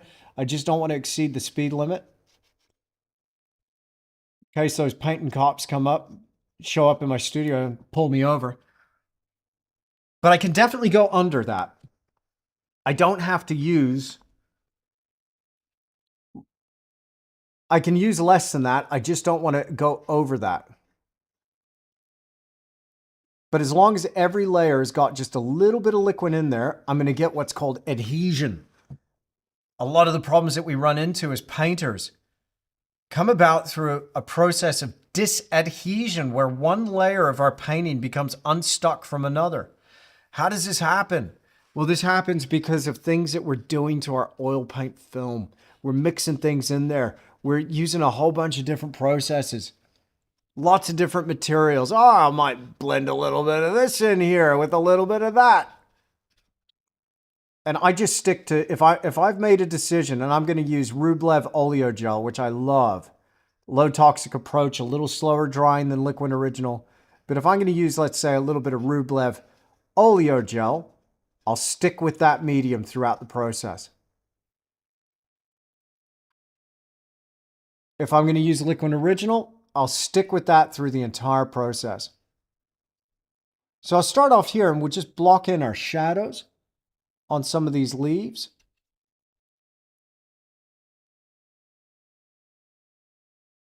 Thinking about my big general shapes.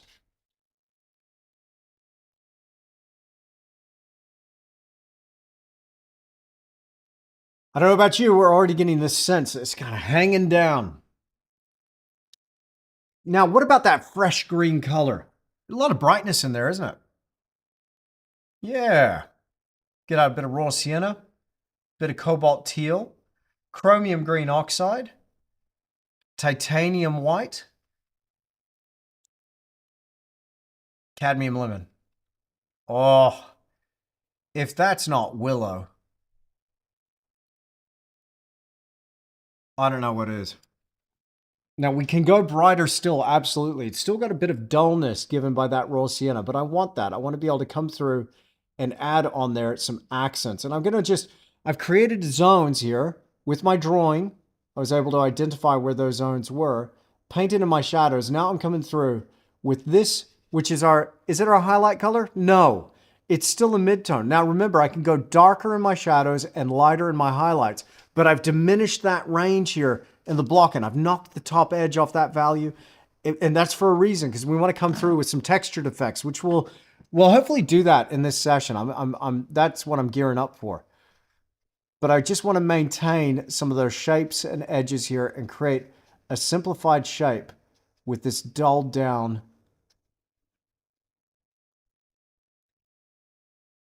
green. Here we go. Now, I don't think I've ever done a public YouTube live stream that's gone on for 3 hours. So I want to thank you for spending this time with me here. If you're watching the replay, thank you for watching. Please do me a huge favor. If you haven't done this yet, please hit that like button and help me push this in the algorithm. You know, I cannot do that without you. So do me a huge favor. Hit like, and this will help this painting reach more people. And you know, my goal is I want to get as many people painting as possible. And I really want to help folks improve their art. Because there's a sense of satisfaction that we get as artists, even if we're just hobby painters. There's something deeply satisfying about painting pictures. I want to help you paint better pictures. That's my mission. That's my goal.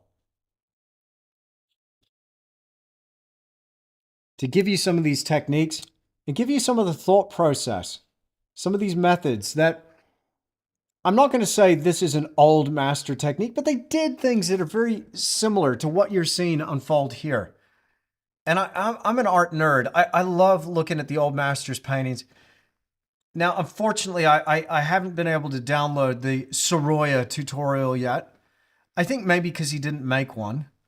I've never attended a workshop with Thomas Moran. But when we look at their work leaves clues. And we can, as we read their biographies and we learn about who they were inspired by, there's a lot of clues that are just laying out there everywhere. But most of it is just evidenced in their work. And when you get the opportunity to look at an old master painting in person, in the flesh, in a museum or a gallery, I spend a lot of time looking at paintings up close. And you can see the process come through that surface, talking to you over centuries of time. You're like, oh, I see what you did there, Rembrandt. But my goodness, what I'd love, if I could go back in time and just sit down with him and ask, but still you can see the layers of glaze just floating on that surface. And you can get a sense of how old masters would build up the surface of their painting. So that's what gave rise for my 3-step process of blocking in, modeling, and detail. Now, so much of the old masters, they used a lot of dark tone, I realized. They weren't afraid to go dark. And the darkness gave them contrast. And that's what created such an extraordinary sense of light. So what I want here is I want some contrast.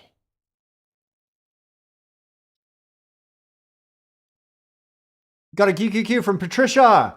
When it comes to the second layer, add more. Oh, I've lost it. Okay, sorry. You're going to have to ask that again. It's floated off the screen as it refreshed. When you find Sergeant's lost videos, make sure you let me know. Yeah, right? Mountainside knows what I'm talking about.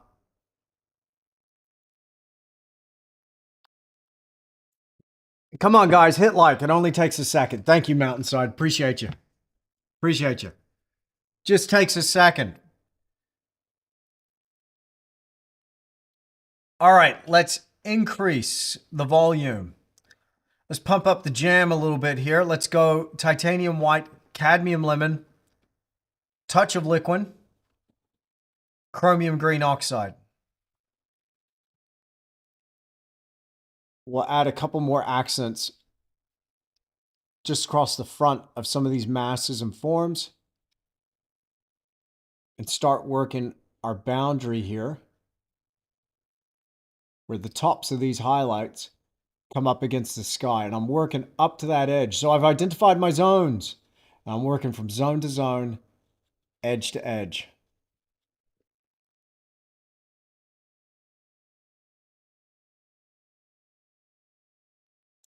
All right. A little bit of mountain is passing behind this tree. And there's something else happening here too. I'm going to get out my sky brush again. It helps if I've got multiple brushes on the go. But I'm going to get it. Yeah. Okay. I'm going to get out a little more titanium. Got a little deep there on that color, didn't we?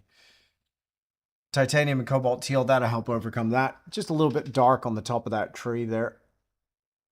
Bring that on down. There we go. And just poke a couple of little holes here in our tree. Oh, yeah.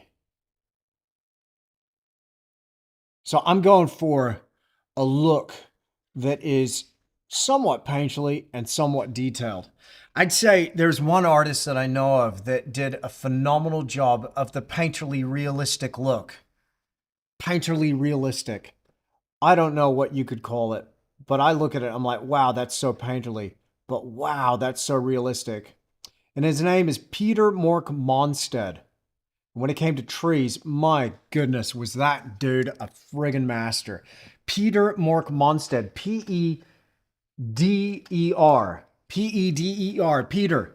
Mork Monstead. Monstead spelt like monster, but instead of an R on the end, put a D on there. Google that name. If you're not familiar with Peter Mork Monstead, Google that name and be inspired. Be inspired. I love his work. Absolutely love it.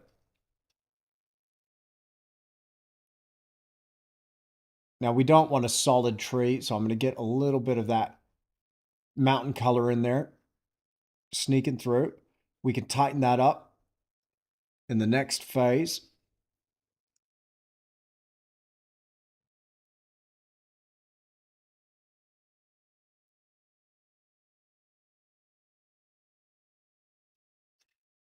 Adjust some of our shadows. What we want to be able to see is our general shape beginning to unfold. How is that light striking our form? I'll give you, it looks pretty flat at this stage. We've just got a highlight, we've just got a shadow. But here's my recommendation to you. Start there. Start with something flat in general. And what we're going to be building into that is this sense of form. But so much of that is a result of a process. Now that said, this is just one way of going about it. There are so many different ways that you can apply color to a canvas with a brush. So many different methods out there. So here I'm just showing you my approach and how I think about these things. I'm going to break up that edge just a little bit. Don't want such a harsh edge off that edge. Going off the side of our painting. Now, across these boundaries, one thing that we can do is we can start to break it up with just the end of our dagger brush and just dance that across. It's not pushing too hard, but it's just a light little flick of the paint, working a little bit of that highlight color into the shadow. So I'll do that first, and then I'll pick up my shadow color of those leaves, and I'll work the opposite way. I'll work with a little bit of this shadow and bring it up into where some of those highlights and the leaves are going to occur. Just break that edge up a little bit more. Now, in doing that, that's the first step towards getting around some of the flatness that we'll see unfold as a result of process. But remember, right now we're just blocking in. We'll get into a little bit of modeling, a little bit of texture detail in this process.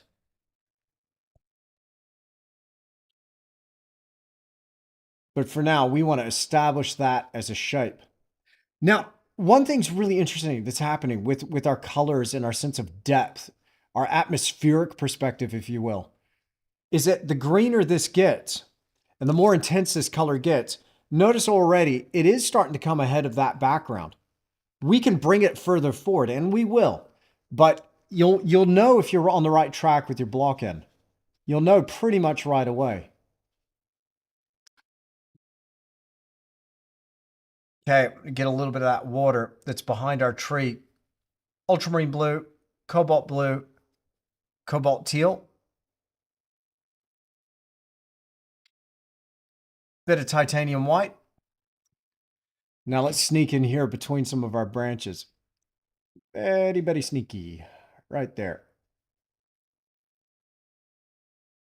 Got a little bit of water coming through. Who said you can't use a number 4 extra long filbert bristle brush for a bit of detail? Hey, come on. Bring that down to the water level.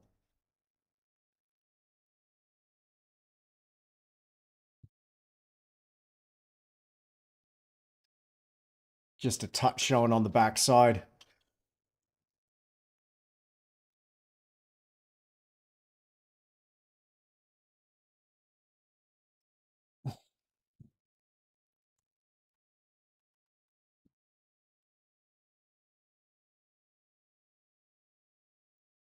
Now you might be wondering, it's like, wow, that's a weeping willow, but it ain't weepy enough.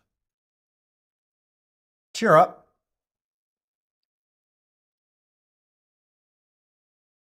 One thing I'll do is I'll just emphasize, I mixed a little more cobalt teal and ultramarine blue into my mix, but I want to emphasize the length on some of these branches that are hanging down. Just droop them down. Drag that blade edge of your bristle dagger through that wet paint.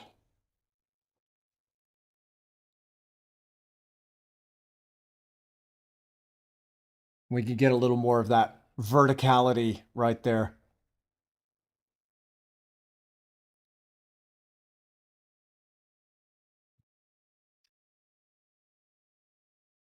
Notice we have not painted yet individual leaves, any twigs, any branches, any trunks. We'll just leave those for a second. We'll come back to it.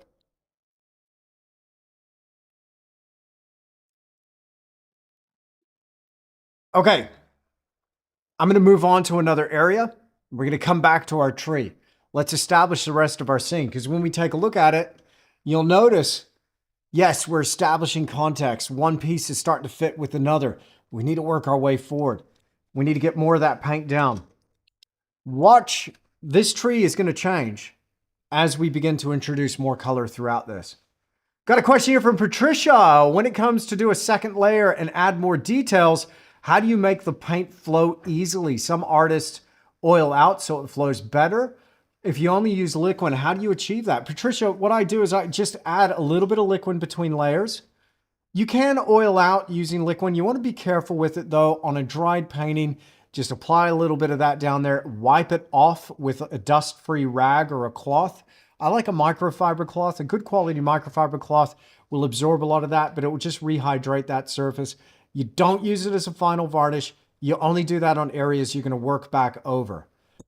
Now, art restorers hate that. I get it. It's not the most archival thing because that can change over time, but I do it all the time and I haven't had an issue with it. So that said, as long as every layer has got just a little bit of that liquid in there, you're working over the top of those areas that you've done that with. You'll get that good adhesion between your layers. To create flow, just 1 part medium to 3 parts paint is all you need. But a lot of artists really want to create much more flow because they're having trouble just moving that brush through the paint. One of the reasons they're having trouble moving the brush through the paint is they're not using enough paint. They're not using a stiff enough brush. So if you're not already using bristles, you'll want to get yourself some bristles. So here I've got some extra long filberts number 4. I got 2 of them. We're going to start to paint this beach now. Let's get that beach in there. I got 2 different colors here. Now, if I'm going to really push paint, I got to use paint. Painter's got to paint. Use some freaking paint, dude. So, ultramarine blue, burnt umber, bit of quinacridone magenta, bit more ultramarine to kick up that violet note, a little bit of cobalt teal in there, and we'll lift the tone with a touch of titanium white. I want a shadow color on that beach. That's pretty dark, isn't it?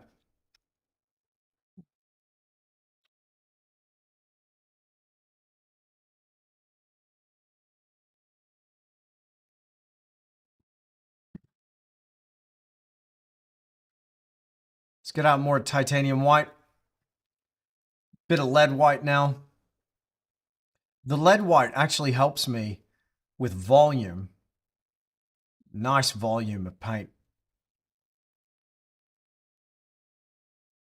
But the stiffness of that bristle brush really helps me. So I'm not looking for flow. I'm looking for a buttery consistency. And I just want to spread that out on that surface.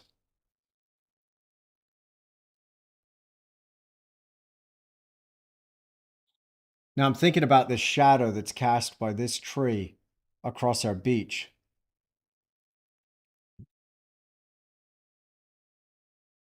And over here in our foreground. It's got a slightly blue, slightly violet quality to it. There's some dappled light here, but I'm going to start off with my shadow. And we'll get that blocked in. A little bit of brushwork in there. If you've got a heavily loaded brush, you'll find it goes a long ways. Between mixes, as I pick up different colors here on the brush, I'll shift it between some of these mixes and it gives me some variation to these areas of deep tone. Notice a slightly more violet color coming through here.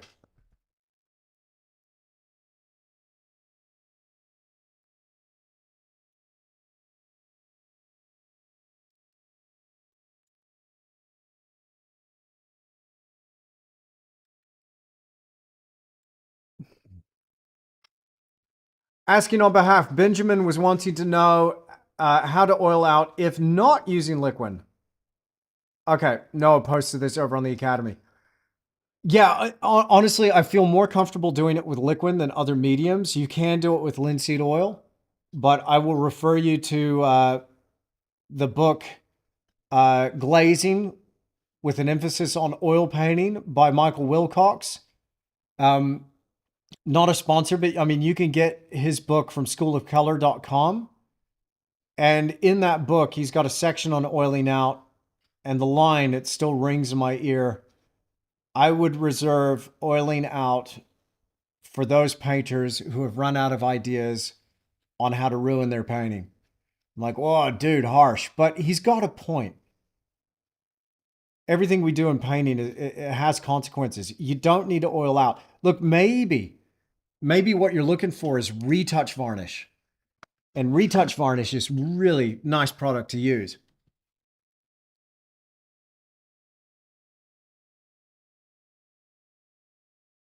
So my question is why? So the reason I oil out is because it gives me a nice surface to work back into, but it's not a thick layer of oil. You want to rub off all of that excess medium. It just rehydrates your surface.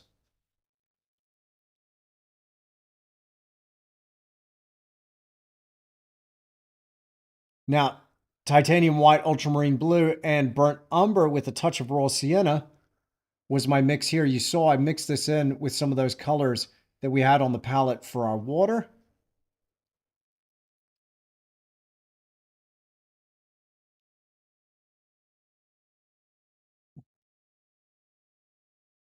And I'm working between some of these lines and the shadows.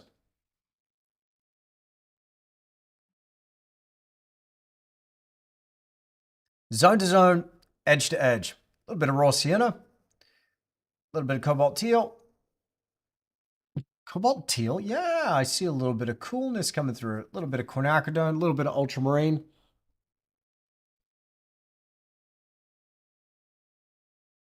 Now, can I go lighter than this? Absolutely. Can I go darker? Absolutely. I just want a little bit of contrast now to get a sense of how that dappled light works on this beach.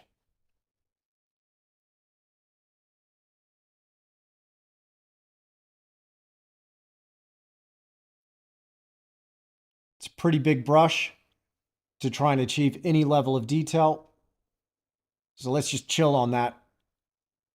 It's the Balkan. Now I'm thinking we're going to have a little bit of a bank here.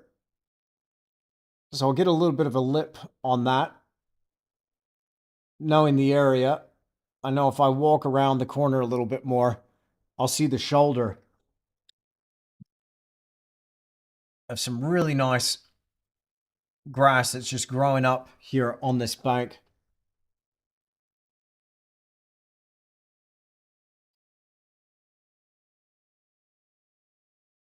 So I'll get a little bit of that in there.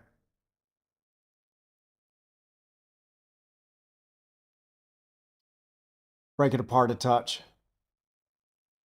And then we'll have a cast shadow across that grass.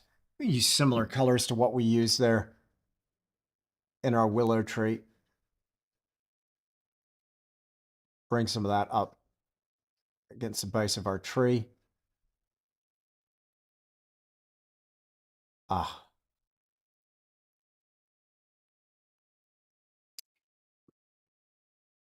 I'm starting to get a general sense. I don't know about you, but a general sense of where the painting's going. Some of those shapes could use a little bit of work. So I'll work around some of these shapes here with our foreground shadow. Just make them a little bit irregular. We got light that's shining through, gaps in the leaves from this tree that's far off to the right-hand side. That gives us a nice sense of context. We can see that what's going on beyond the bounds of our field of view.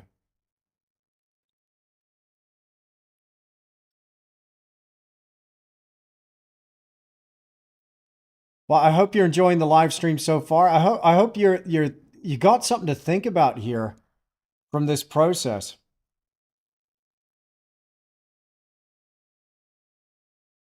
I really want you to nail this. I really want to help you master painting. I love it. I've dedicated my life to this stuff. We're going to keep going for another hour here, but thank you so much for joining me. If you haven't hit that like button yet, please do so if you're enjoying it. If you're not enjoying it, well, then you can do whatever you like. You can leave me a mean comment if you want. That's fine too.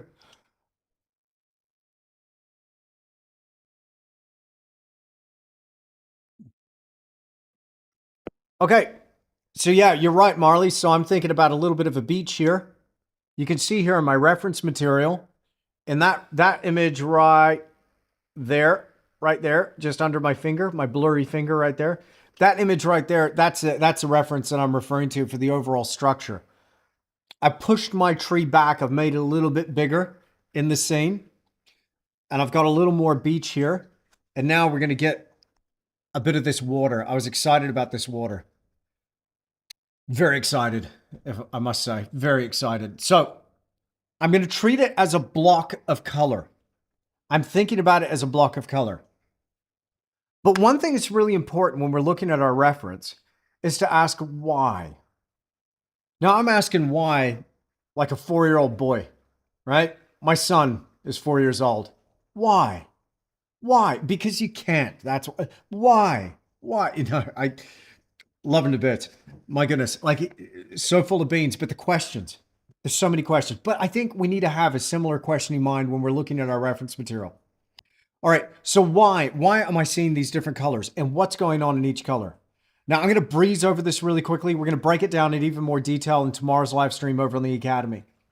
All right, but here's what we're going to do.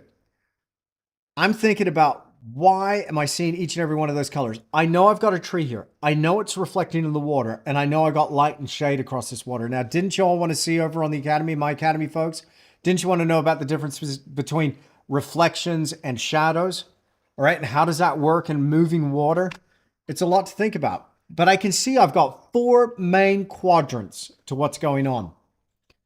The first thing I'm thinking about is light and shade. I'm not even worried about the water. So what have I got? I've got light pouring into the scene here over my right-hand shoulder, just slightly front lit, but more or less to the side, but cutting into the scene. So I have a shadow that's cast across here. All right, so I'm just thinking about the shadow. So that shadow being cast across this zone here in the painting, what's going on? All right, obviously the value, it's got to be a little bit darker, maybe a little bit cooler. Okay, so I think about that. Okay, got it. Right, excellent. Over here, I've got the light. What's happening to what's underneath that water? Let's just drain all that water away. Got my shadow, got my light. What's going on there in the shadow? It's darker, a little bit cooler. Right here, it's brighter, a little bit warmer. Okay, great. Let's put the water back in there now. Now we are reflecting.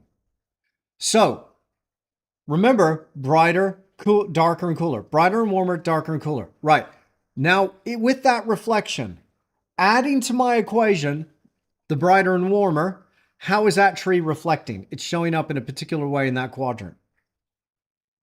What's reflecting over here? I can still see what's happening underneath that water, but now we've got that sky blue that's coming over the top of that. I need to add that to my equation. Down in here, it's darker, but it's reflecting. So I need to add that to my equation. And over here, it's darker, but it's reflecting the sky. So I need to add that to my equation. Now check out that reference material, just that quadrant there. We got a sky reflection over shadow. So that is showing up really blue, but it's got to be deeper than my sky. It's absorbing some of that light. So here it's got to be that bright sky reflection with the addition of some of those light warms and greens that are coming through. But over here, it's showing up really beautifully with some of those greens that are reflecting, but that underlying quality of water. Am I making any sense to you? Should we just paint it? We should paint it. But before we do, we're going to take another quick break, and I'm going to come back to you in about 5 minutes. Check this out. Are you ready to improve your art? Do you want to take things to the next level? Well, at Tisch Academy, we'll guide you through the whole process. Now, traditional art school can be really expensive, and you're going to go through all of that time, and at the end of it, Are you even going to learn how to paint? You're taking a huge risk, and not to mention, you got to travel there to take those classes. But here at Tisch Academy, you can learn at your own pace, on your own time, and learn those things that actually interest you. With your Tisch Academy membership, you're going to unlock over 350 hours of exclusive video content. You'll have access to the critique videos, but most importantly, those weekly live streams if you're a member of our Academy VIP tier. Now, maybe you've hit a creative block and maybe you've experienced that low energy when you approach the canvas because you're just not sure what to do. I get it. I've been there too. But I guarantee that Tisch Academy will see your art soaring to new heights. Now, that's a bold claim, I know. Don't just take my word for it. Here's Daniel, who's experienced massive results from taking our courses on Tisch Academy. If people just get on my Instagram and scroll down to the bottom and see what my first works were to now, you've just changed my life. I think you've got so many tools on the Academy that anyone that goes on there is going to be successful in their own personal way. And when I start paying and do something like this that I never thought I could do 3 years ago, there's no way. I don't know, it's got more of a meaning to life now, and now I have goals. Now, I'm so inspired by Daniel. He's kicking massive goals. Now, here's Penny, who's experienced similar things from Tisch Academy. I have painted for a long time, actually, but I felt kind of stuck. You know, I kept doing the same things, and I didn't feel like I was progressing. And so when I found Andrew's videos and then later joined the Academy, I learned some concrete things like it was my composition that I'm off. And I learned some steps where I could go, oh, okay, that makes a difference. And in an encouraging community, I would put a piece up, a photo of what I did, and got some really good feedback, encouraging feedback. Now here's Swati, who's learned from our tutorials and has applied that to her own art and is now creating bigger, more ambitious work. Hi, I'm Swati from India. I always wanted to be a painter but couldn't pursue it professionally, and it was more like a hobby. This is how I used to paint before. Then I took Andy's tutorial to learn more about realism and did few of his copies too, and this is one of them. It helped me a lot in understanding the concepts like color mixing and composition. This is where I am now. Thanks a lot, Andrew. You have been a great influence on me. Looking forward for your next tutorial. Now, I just love Terry from Montana. Here's what he's experienced from Tisch Academy. Howdy, I'm Terry Hirsch from Dillon, Montana, and I became a student of the Tisch Academy with Andrew Tischler because I had a stroke 3 years ago, and part of the therapy was painting, so I took it up. To give you an idea how I've advanced, this was my first painting, and this is now where I'm at. This is our daughter, and through 4 different paints. That was it, put into that. That's what you can get out of the Tisch Academy. Now, these are just a few stories from some of our members on Tisch Academy. Trust me, there's loads more. So if you've been putting off this vital step in improving your art, then don't wait any longer. Jump in now, and I'm gonna make it super easy for you. We offer a 30-day money-back guarantee. No questions asked. If you jump in and you find that this isn't for you, then no problem at all. I'll refund all your money. Now, registering for Tisch Academy couldn't be easier. It only takes a few seconds. You're only 1 click away. There's no hidden costs and no lock-in contracts. Once you're in, you're in. And remember, it comes with that 30-day money-back guarantee. So what are you waiting for? Click that link and join us at Tisch Academy. I'll see you in the studio.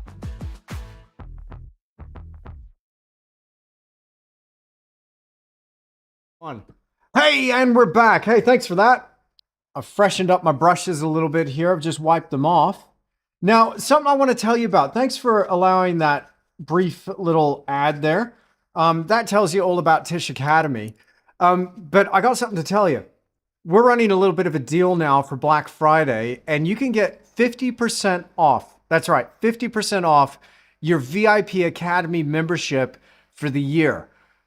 Like, I tell you what, and it comes with 30-day money back guarantee as well. So if you're not at all happy with Tisch Academy, I guarantee you will be. This might just be the thing you're looking for. If you're new here, if you've not thought about, or maybe you have thought about joining art school, or you want to improve your techniques, I guarantee this is just such a great way of going about it. The best part of the Academy, though, is the community. Now, somebody was just asking here, I think it was Millicent Art, was asking here in the live chat, can I upload my images for you to comment on? Absolutely. And it's actually one of the only places on the internet, because I'm on YouTube, on Instagram, Facebook, all these different platforms, TikTok, all these different things. So there's a lot of direct messages and emails as well coming my way, comments. I don't always get time to get to everybody, but on the Academy, that is where I have that opportunity to interact with you directly on a one-on-one basis. And so what I'm doing there is you've got access to me through the DMs over on the Academy, and I'm just clearing out those DMs and I'm responding to people. If you're stuck on a painting, if you're having trouble with a painting, send me a DM, send me your image. Let's chop it up in the comments there when you upload to the feed. So it's a great community, and it's become, really it's become my life's purpose, to help you get better at painting. But that Academy, man, that's where it's at. So check it out. You'll find a link for that down below as well.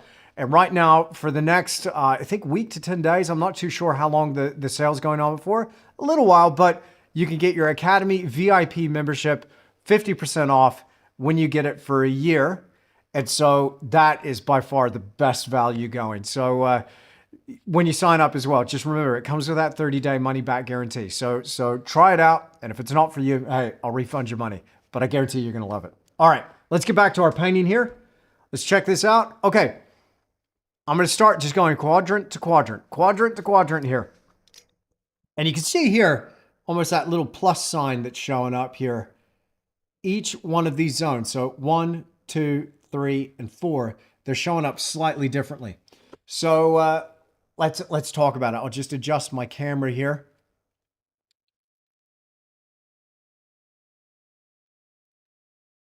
And I'm looking at my reference. I'm looking very closely, and I'm thinking about it. And I'm asking myself, why is it showing up as that color? Why, oh, why is it showing up as that color? What is that color? So I look at my photo and I'm going, okay,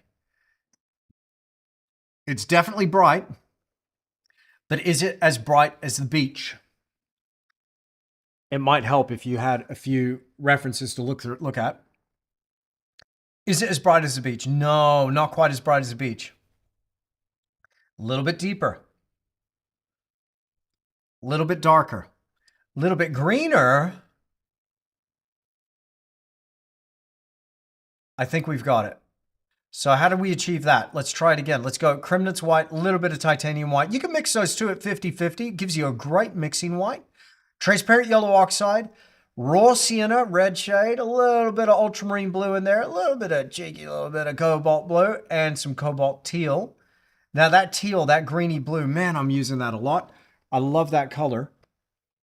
And you'll notice that I changed the shape of my shore.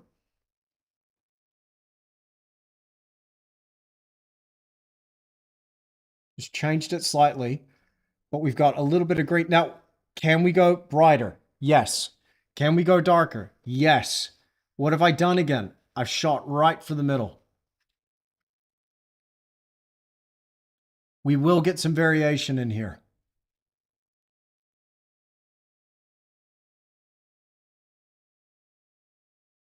But I'm treating it as a big shape, a general shape, just in this quadrant. Are we painting it out? Maybe a little bit, but the other thing I'm noticing is closer to the shore, now that I've got a little bit of this color on my brush, closer to that shore, it is a bit brighter and it's slightly yellower. As that water gets shallower and shallower, I'm seeing a little bit more of that sense of light coming through. Let's bring it on down. Just close to the shore with titanium white and a bit of raw sienna right there. Now remember, context is key. We're not going to get a sense of what this color is doing until we have the other components our other pieces, our other lines of code in this equation. We're not going to have a sense of what this is doing until we get this one in here, and that one, and that one. So my recommendation to you is like, okay, let's, Tish, what if I'm slightly off?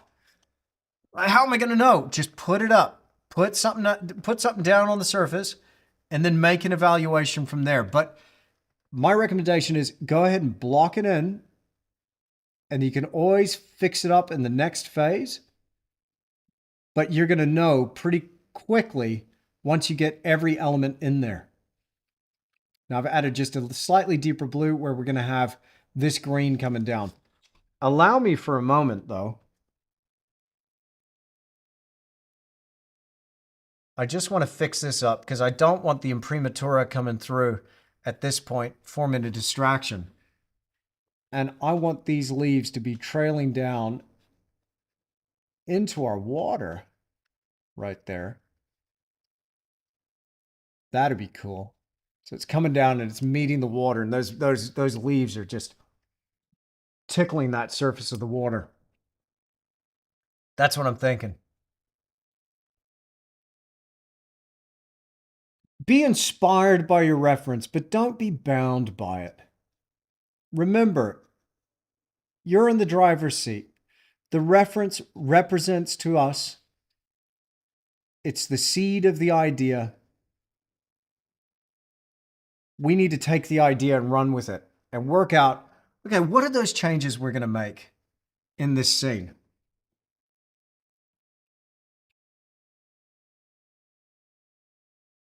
I'm just going to drag through, working in a little bit of that sky reflection, just right there. You can see already we're getting a little bit of that watery vibe. Just a little bit. Watery vibe, is that a technical term? Sure. Why not?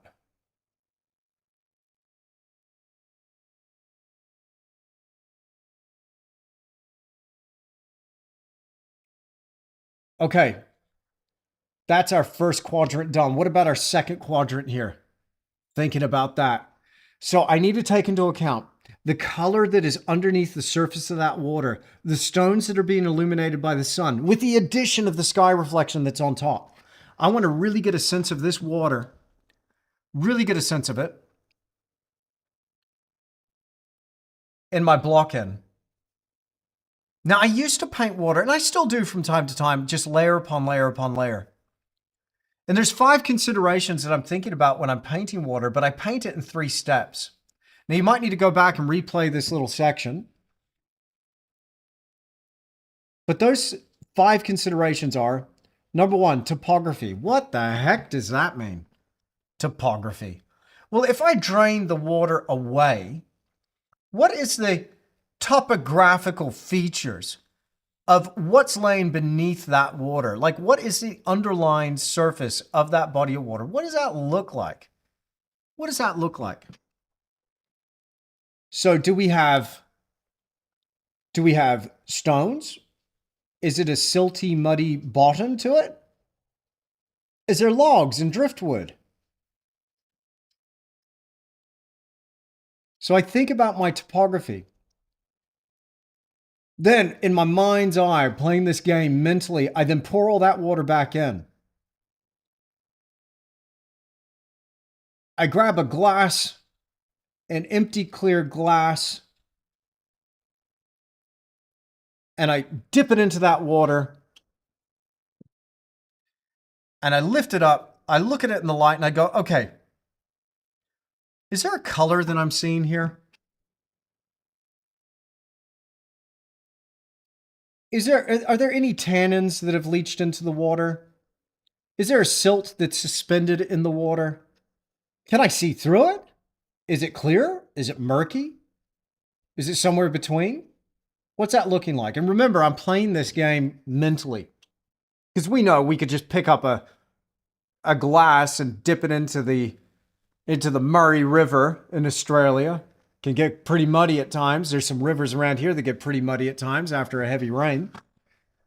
And you'd still look through it and be like, well, I wouldn't drink it, but you know, it looks pretty clear. But what I'm saying is play this game mentally. So I refer to that as a body. That gives me a sense of the color and the quality of the water itself. But then there's something else that happens. Depending on the depth of the water, it's going to bend light in a particular way. What do I mean? Well, there's a thing called refraction. Refraction.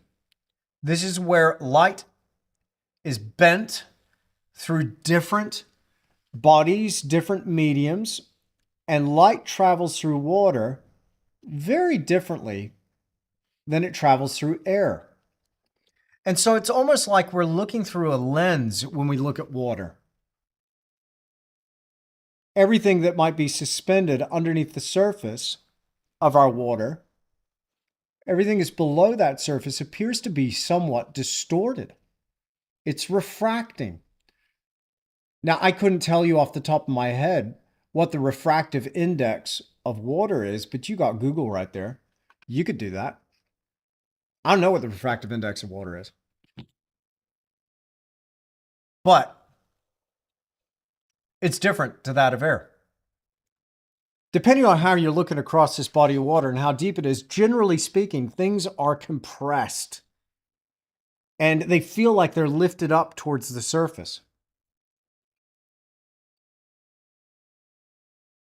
I decided I don't like those branches hanging quite so low down right there. So I'll just paint across there. There we go. A little bit of imprimatura coming through is fine.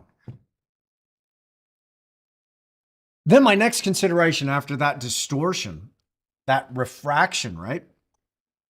My next consideration is reflection. Reflection, all right? So obviously water reflects. On a calm day, on a smooth body of water, that reflection can be very mirror-like. On a rough day, we might still get reflections, but they'd be a little more broken. Now down in here, we're going to get some broken reflections.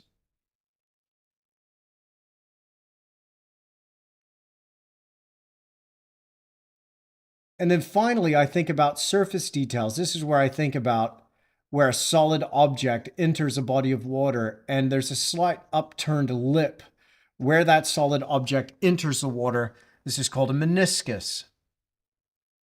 Or maybe we have some foam on the surface of water, like white water from a wave.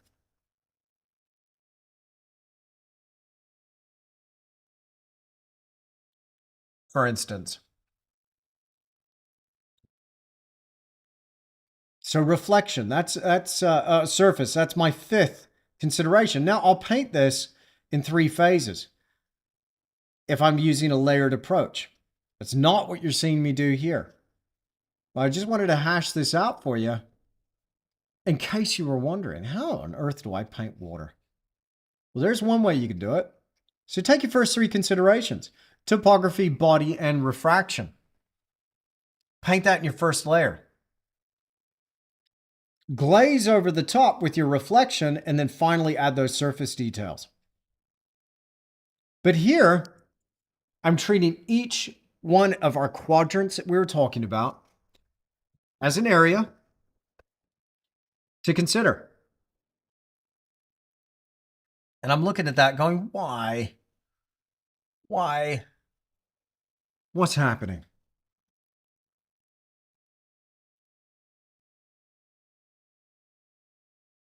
I hope that makes sense. Anyway, if you're enjoying the live stream so far and you haven't clicked that like button, what are you doing?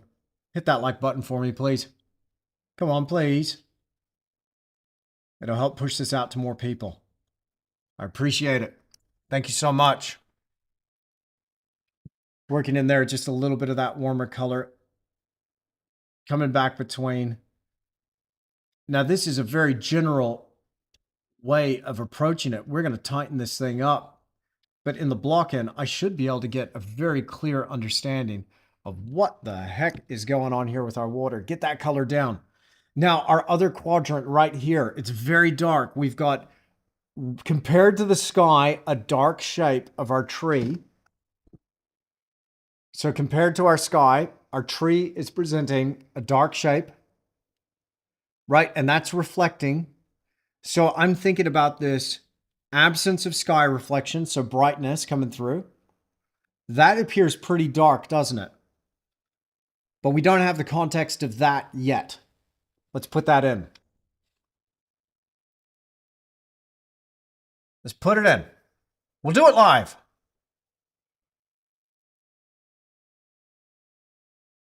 Raw sienna, bit of burnt umber, ultramarine blue,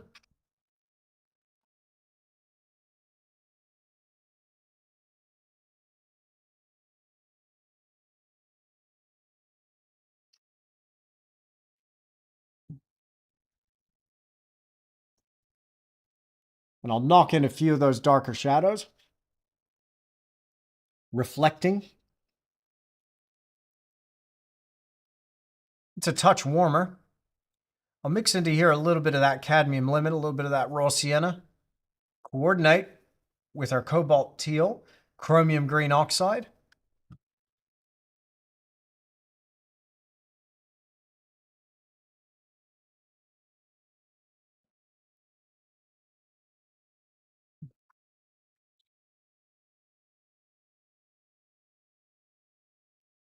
And I'll work that edge. Now remember, our image in our reflection is going to be broken apart and distorted in a way because of this broken surface quality of our water.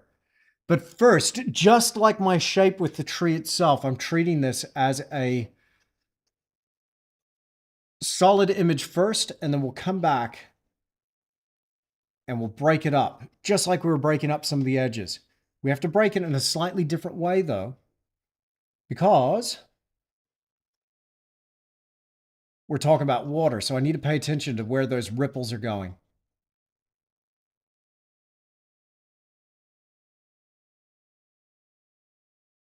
Now, I've got some questions here that I've missed, but I really appreciate you asking them. So just hit me up in the live chat if I've missed your question.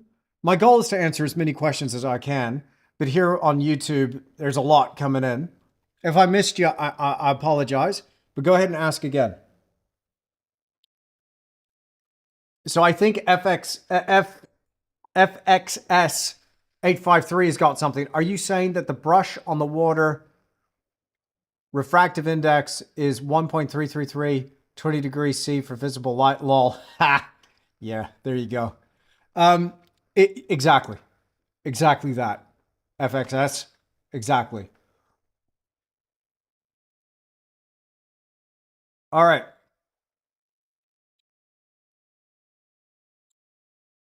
Liquid is proved to be the most reliable, says John Wilcox. I would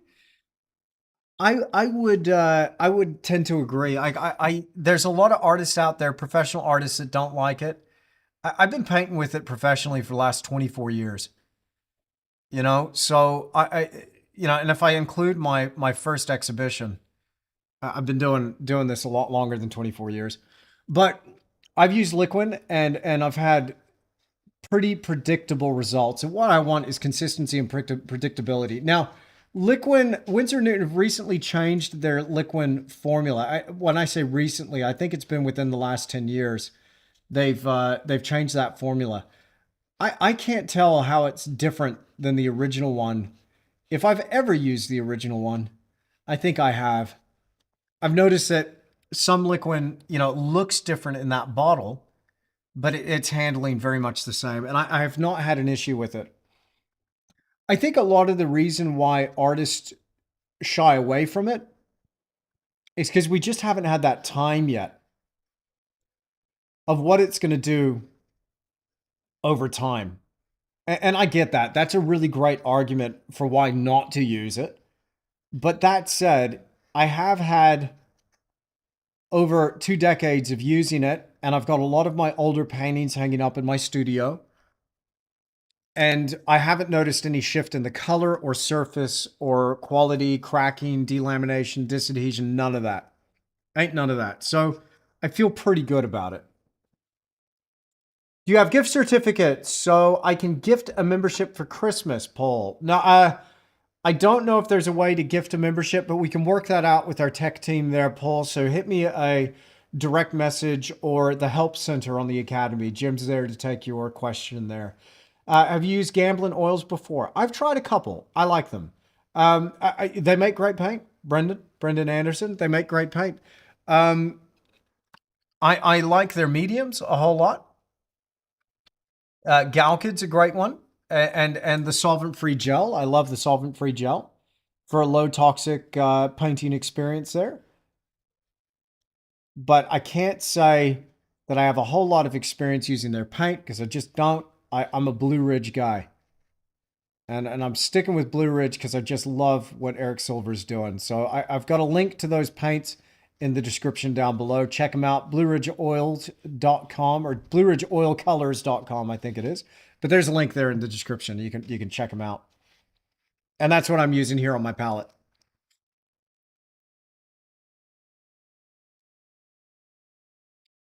All right, I'm breaking apart this reflection. So I've got some light here on my brush. I got some dark here on my brush. And I'm just working my way across. Not getting too precious. Ain't getting too much detail in here. But just working my way across.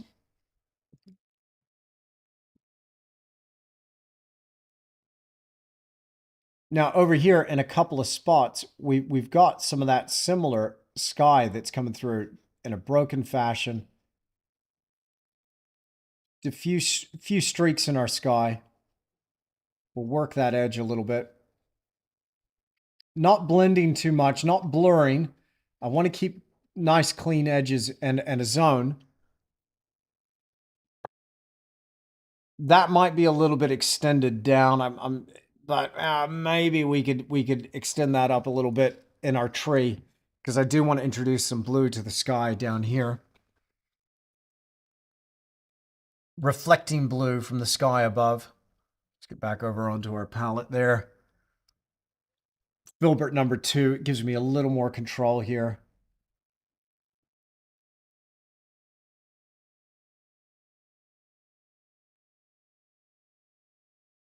I love the shapes of some of these ripples and waves. So let's get a little bit of cleaner color. Ultramarine blue, cobalt teal, touch of titanium white.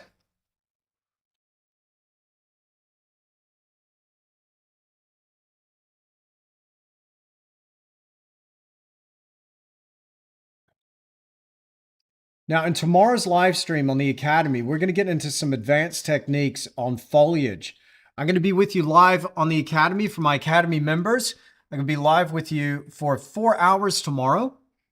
Here in New Zealand, it's going to be 7 a.m. to, oh gosh, I can't math. 11 a.m. There you go. Does that math? So if you jump in, take advantage of our Black Friday deal, get 50% off your full year Academy VIP experience. I will see you in the studio tomorrow, bright and sparky, 7 a.m. New Zealand time. There's a time zone converter link so you can find out what time that's going to be for you, wherever you are in the world. In the States, that's going to be either, evening to afternoon, your time. I'm breaking up that edge a little bit more. Let's go to our close view. And you can see a few of these strokes that we're putting in. Very suggestive. But we're going to get into branches and foliage. Working with our contrast, you'll see a reason for our base colors that we've applied today. Now, oil painting takes time, it really does take time with that process. We can't be in a rush. I've been moving relatively quickly today, for me anyway, because I want to give you a sense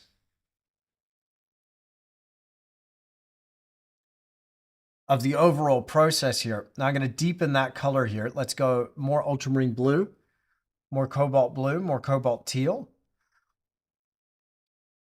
Mix into that a little raw sienna, deepen the tone with burnt umber, more ultramarine blue, and a bit of quinacridone.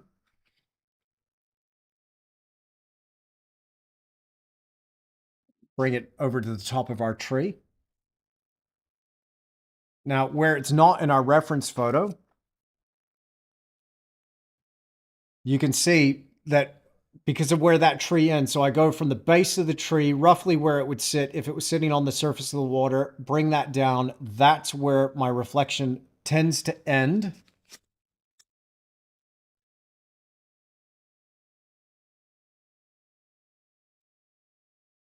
So we'll break it apart down here.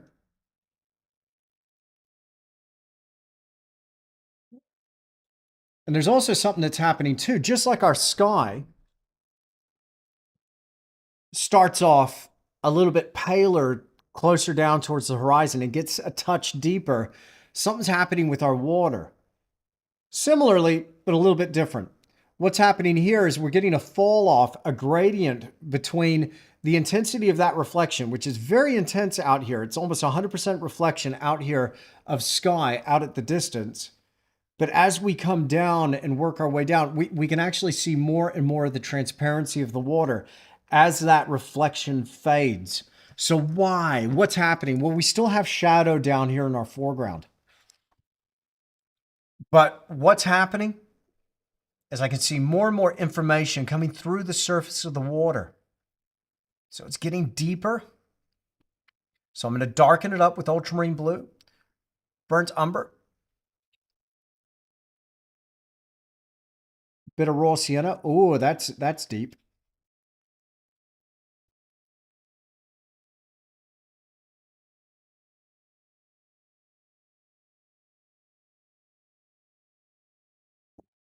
We got that reflection of that willow above. It's going to go in that zone there.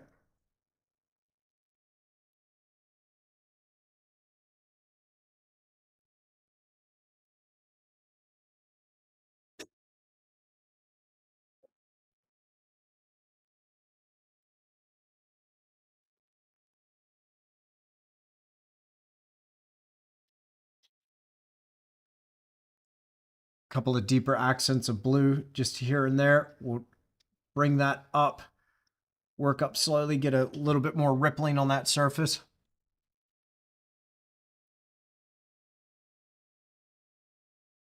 There's another artist. So I talked to you before about Peter Mork Monstead, Danish painter. 19th century and a little bit beyond. Brilliant painter, though. Oh my goodness, amazing. There's another one. There's an artist that I really love. His name's Fritz Thalow. And I believe that's spelled Thaulow. But if I've misspelled that, then Google will correct me. But go Fritz Thalow, do a Google search on that.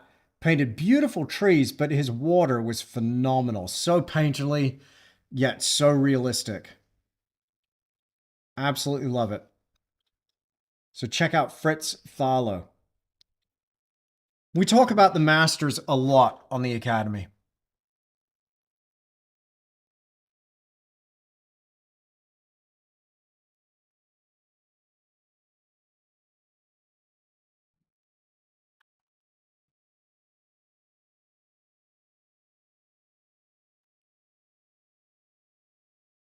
Now, tomorrow, we've got a giveaway on the Academy, on the live stream. I just want to give you a heads up if you decide to join us.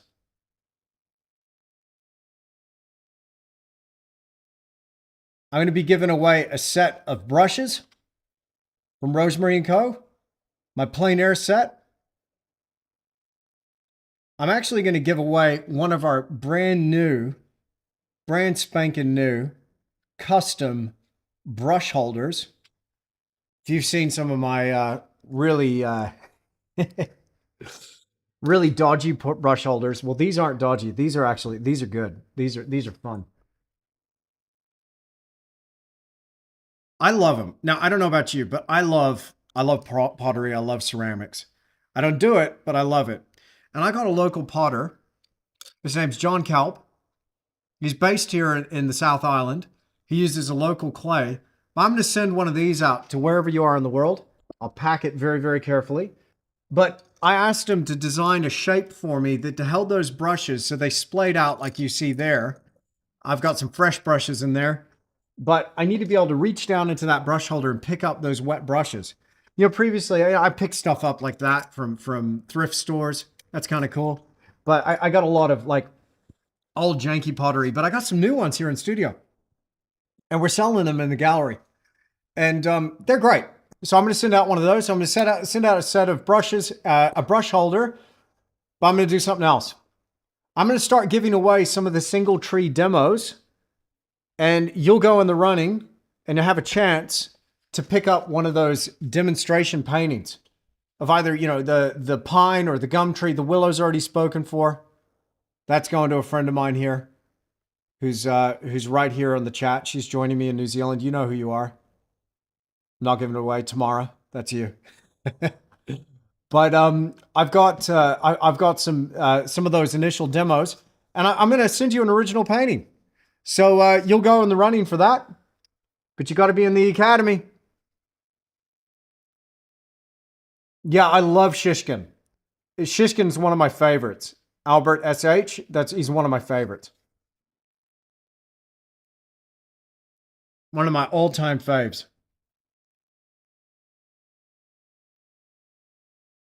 Now, Shishkin, I tell you what, man, Shishkin changed my life. Not as much as Jesus Christ, but he did change my life. I love Shishkin. Shishkin's amazing. I was standing in front of one of his paintings back in 2005. It was a big winter scene. The original came to Perth in Western Australia, where I grew up for a time. I was in my very early 20s, and I was looking at that going, oh my goodness, how did he do that? I want to do that like forever. That's amazing.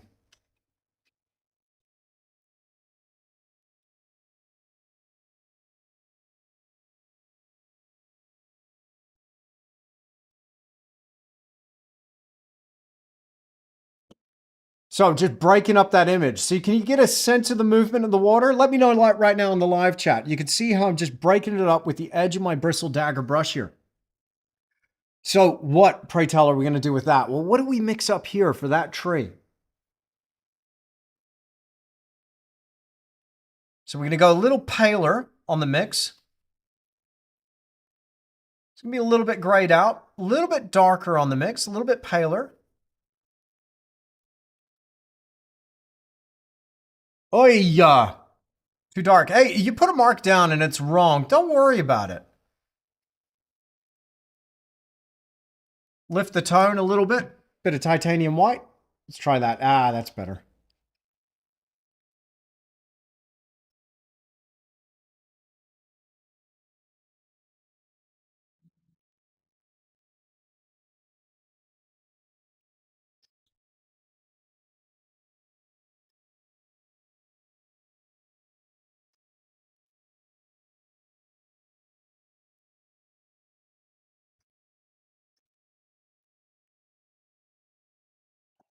Now we have something. We have context. We have context. Now every quadrant of our water has been blocked in. You could see we were just treating it as one piece at a time, one piece at a time. And it's just the block in. But I don't know about you. I'm already getting a sense of that tree reflecting down in this surface. Don't mind a little bit of that imprimatura coming through. That's all good. But I just want to get a sense of what my scene's doing. And I want to feel that shadow cutting across here, the foreground. Now, a couple of little points here that we've got to put in here before we get too much further. What's happening down here in the foreground with these weeds? We can get caught in the weeds a little bit. I don't want to today because I want to get back to that willow tree and show you, just give you a heads up of what we're going to talk about tomorrow. But I'm going to get over here on my palette. I'm going to get out my ultramarine blue, my cobalt blue, a touch of burnt umber, and some phthalo green. Very dark, isn't it? Context is everything. And because I've left the range, I can absolutely just keep going darker and darker and darker. Now, our deepest values are going to come furthest forward, as is our most saturated notes of color. So if I know that, then I can build this into the process. So I'm going to actually get in here some very dark shapes indeed. I know it's a little bit too dark, but I want this to come really far forward, and I want to anchor the foreground here. We're going to work back into this tomorrow, layering over it. Now, for my Academy folks, and if you're going to be new to the Academy, if you're just jumping on and taking advantage of that 50% off deal, then I'm going to leave this painting. I'm not going to add any more to it today. We're going to pick up right where we left off. You'll get a chance to see how we can layer over the top of a dried painting and rapidly build up those layers and that sense of realism.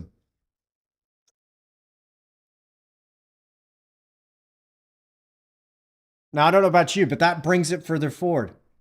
And we can break it up. I'm going to bring stalks of weeds and grass and flax and various things into the foreground.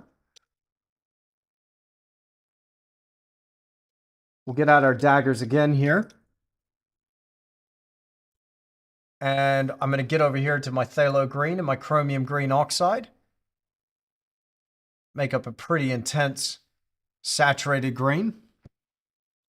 Work around the edge of some of these spots here. We'll have a little bit of that sense of fresh grass, but in the shade, bit of dappled light. So just add a little bit of an accent to it. Cadmium lemon, raw sienna, bit of titanium white, phthalo green, punchy color.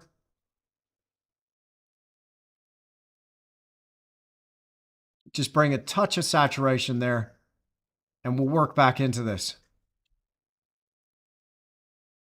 in our next pass. Okay. Yeah, I know. We could actually trim that edge just a little bit better. Let's do it.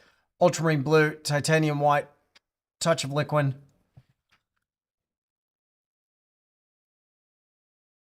Let's clean up that edge just a little bit there.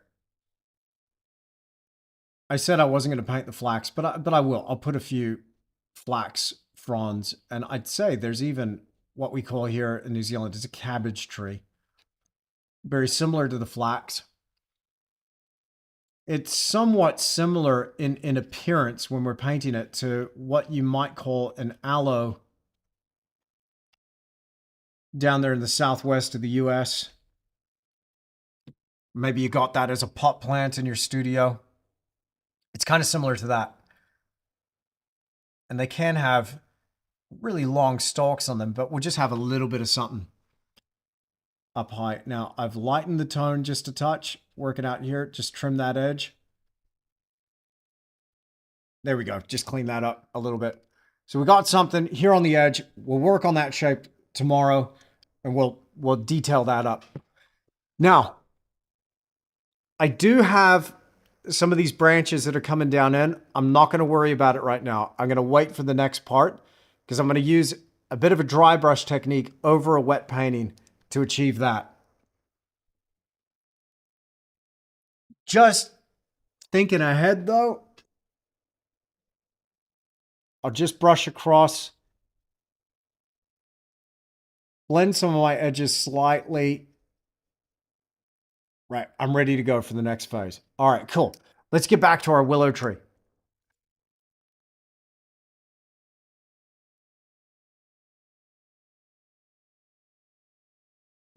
I'm still shocked at how fast these live streams go, man. They are painting for 3 hours. Mate, I'll tell you what, it just zooms by, doesn't it? Can you believe that?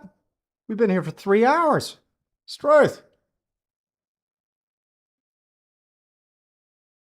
Nikki likes the marquee. You saw that in that little social media post, huh?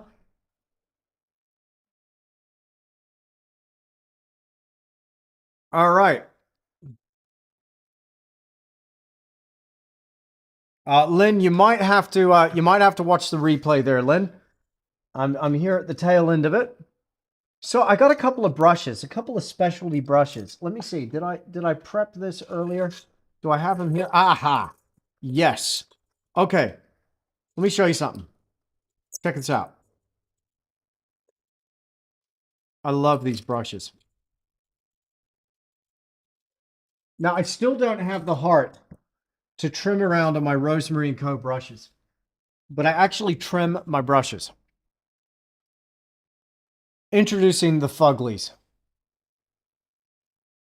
Now, a Fugly is a fan brush. Here we go.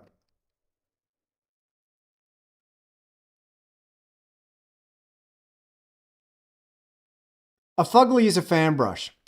Normally we get a fan brush that looks a little something like that, right? I get a pair of scissors and I hack around on it until it starts looking like that. Why on earth would you do this to a brush? Well, I'm going to show you why. Because over here on our painting, I want to make a series of broken marks. Because we had a mid-tone and I knocked back my highlights, now I get to come back with contrast. We should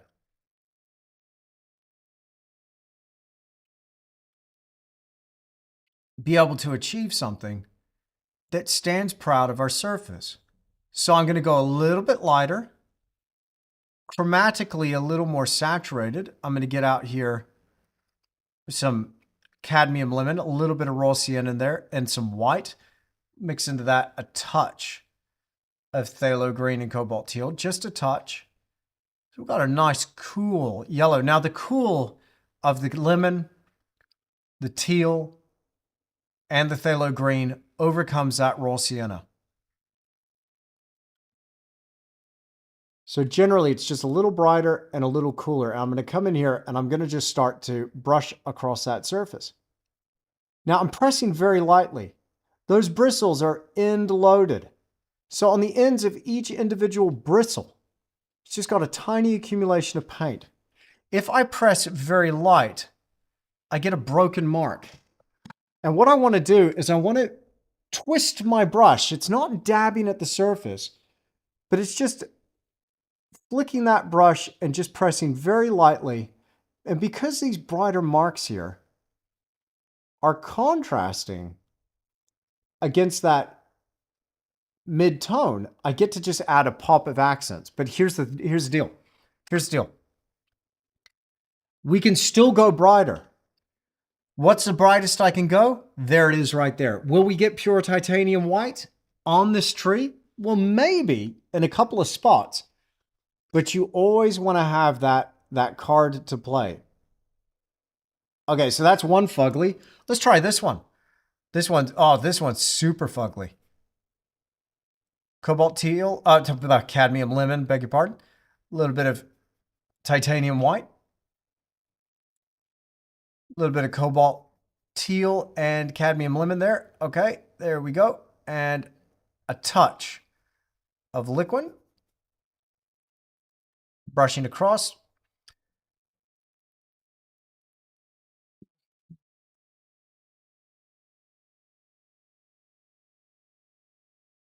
Now I want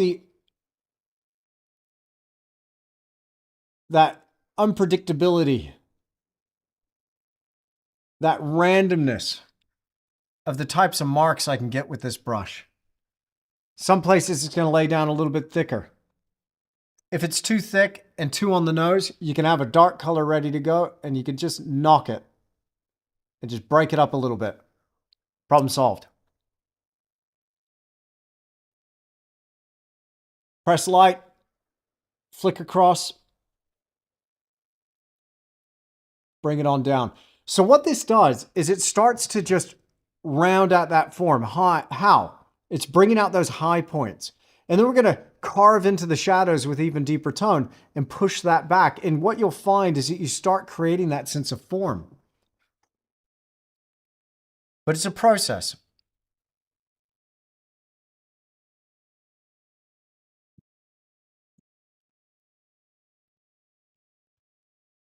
But good night. Is it fun? Well, I'm having fun. I hope you are too. If you've had fun, if you've enjoyed this, and please hit that like button for me. I think this is my longest YouTube live stream. I've gone on for much longer on the Academy. I don't know what the longest live stream I've done on the Academy is. Didn't we do an 8-hour one at one point? Maybe like a year ago or something. I seem to recall that. I've definitely done a 6-hour one. That's not every week. The minimum time for a live stream on the Academy is 3 hours now. And we do that every single week. You can get access to all that, all the replays with your Academy VIP membership. Get it for 50% off. Click that link down below. But let's say you just want to paint trees. Well, you've only got a couple of days left, or maybe it's 24 hours left, but you don't have long anyway. But you can get access to the tree course, take advantage of that pre-sale deal on trees. That course comes in at 50 hours long. Now, normally I would charge straight up $997 for that course being 50 hours long. It's huge. It's a study. You can get it right now though for $189 and get access to the entire course. You have access to 4 modules right now. The rest will be uploaded very soon. It's a pre-sale. That's why we're offering a deal. So check it out.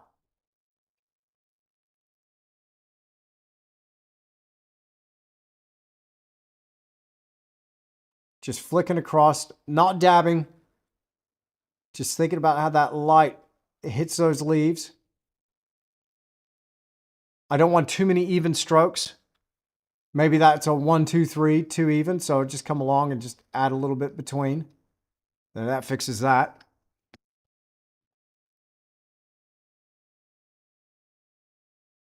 Let's get out another note of color now. I'm out of cobalt. I keep saying cobalt. I'm out of cadmium lemon. That's what I meant to say. Thank you. All right. So a little more raw sienna coming through now.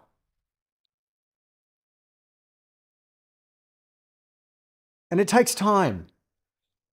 Flicking in here, layering in here. It takes time. You got to take your time with painting.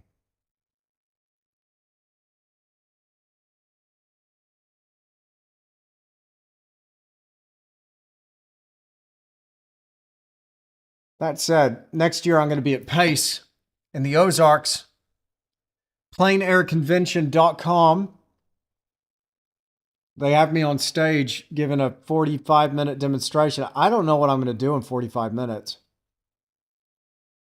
I could paint a leaf. But anyway, it's going to be fun. There's going to be a pre-convention workshop. I guess this means I'm going to have to get on an airplane and come over to the US. So if you're in the US and you want to see it live, then join that, PleinAirConvention.com. Plein Air is spelled P-L-E-I-N, Air, A-I-R, convention.com. Check it out. And you can watch the replay of this as well, Joan. You can watch a replay of this on YouTube. I'm going to keep it up on my channel. Okay, let's get a little bit of that dark now. This is not a trimmed fan brush. I wish it was. I'm going to have to fugly it up with a pair of scissors, but we'll do that later. But I can still do a pretty good job with a fan brush. We'll start working in a little bit of that dark, creating a series of broken marks. I find that painting trees is so much a result of strategy. Thinking about the road ahead, thinking strategically, and just layering, but building my way up to those layers.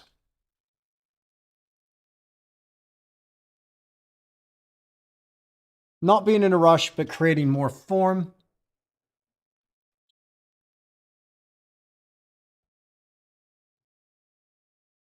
More depth.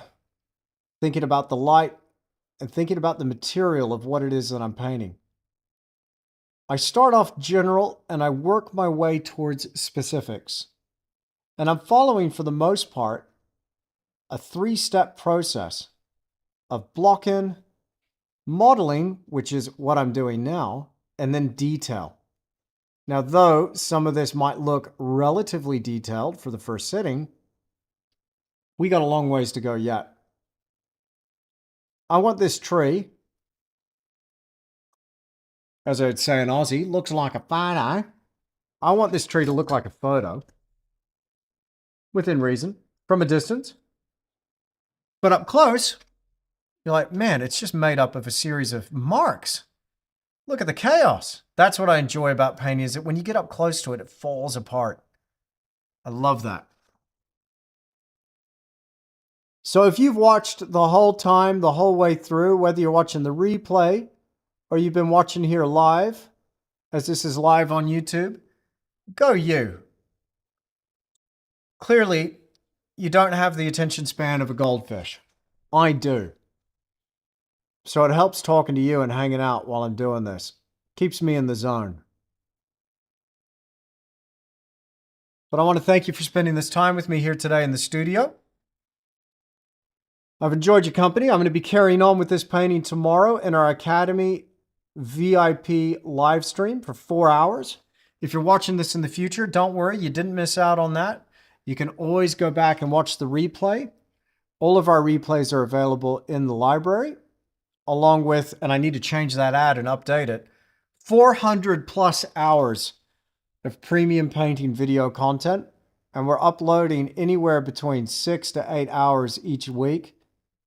Maybe 4 hours on a lighter week, but generally it's above the 6-hour mark each and every week. Now I got a Shiraz pointed round, just like I had sketched up my composition, but instead of a number 2 this time, I've got a number 0. I'm going to add in here just a few cheeky little branches.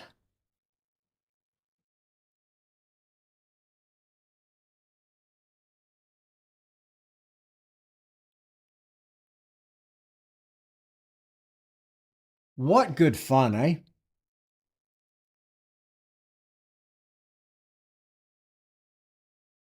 Reload that brush between each pass.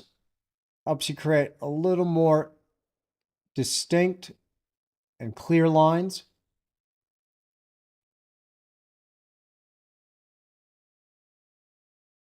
Roll that brush as you go.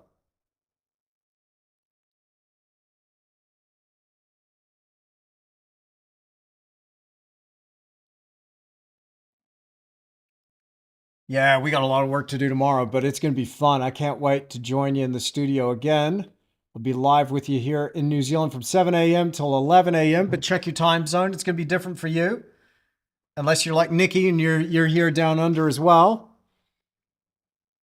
If you're Kathleen over in South Australia, it's going to be 4:30 a.m. She's there each and every week. That's inspiring. 4:30 a.m. for a live stream. But hey, that's the good stuff right there. I think we'll paint that truck tomorrow, but hopefully so far you've gotten a bit of a sense of this scene. We've gone pretty far with our initial block in. We got a long ways to go yet.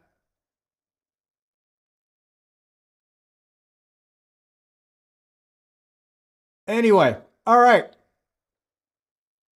Oh, it's great to be in the studio with you too, Marcus. Thank you so much. What time is it where you are? Diane, it is now 10 a.m. straight up. 10:03 to be exact. There you go. You got an extra 3 minutes out of it. But we'll leave it there. Thank you again for joining me here in the studio. 2 things I want to let you know about. One thing's most important. You got, I think, Jim, is it 24 hours or 48 hours?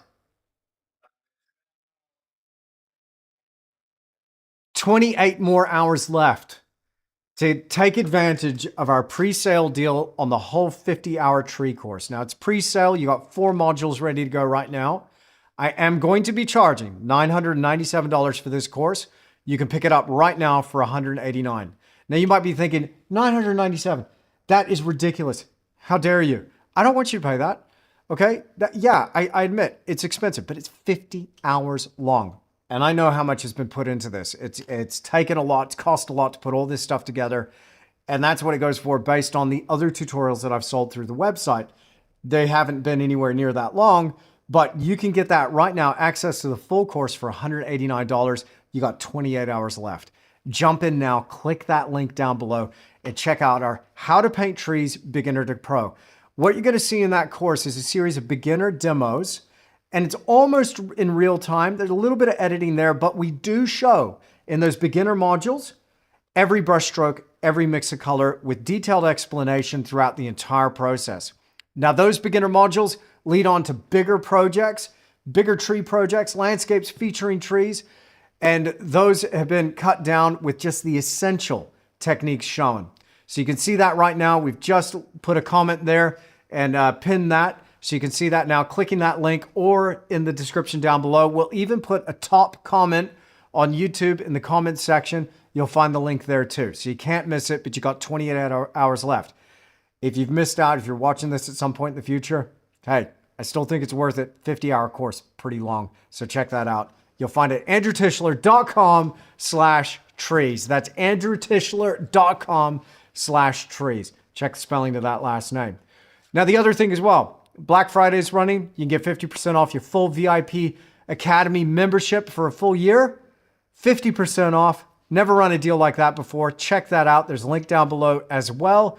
You get access to this sort of live stream each and every week. Minimum time for a live stream is 3 hours. Sometimes we go well over time though, don't we? My Academy peeps, don't we?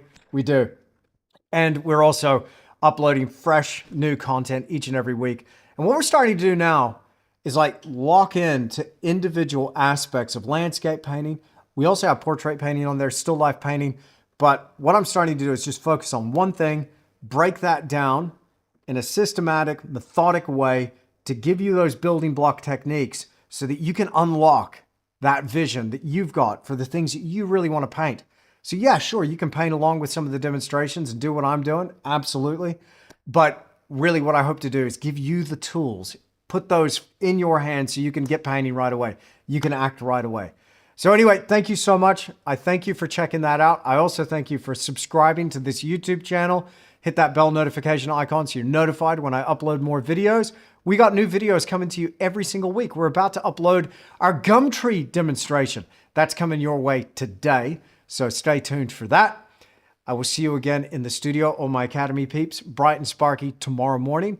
But that's going to do it for me from here in the studio. Thank you so much for joining me, and I'll see you again in the next one.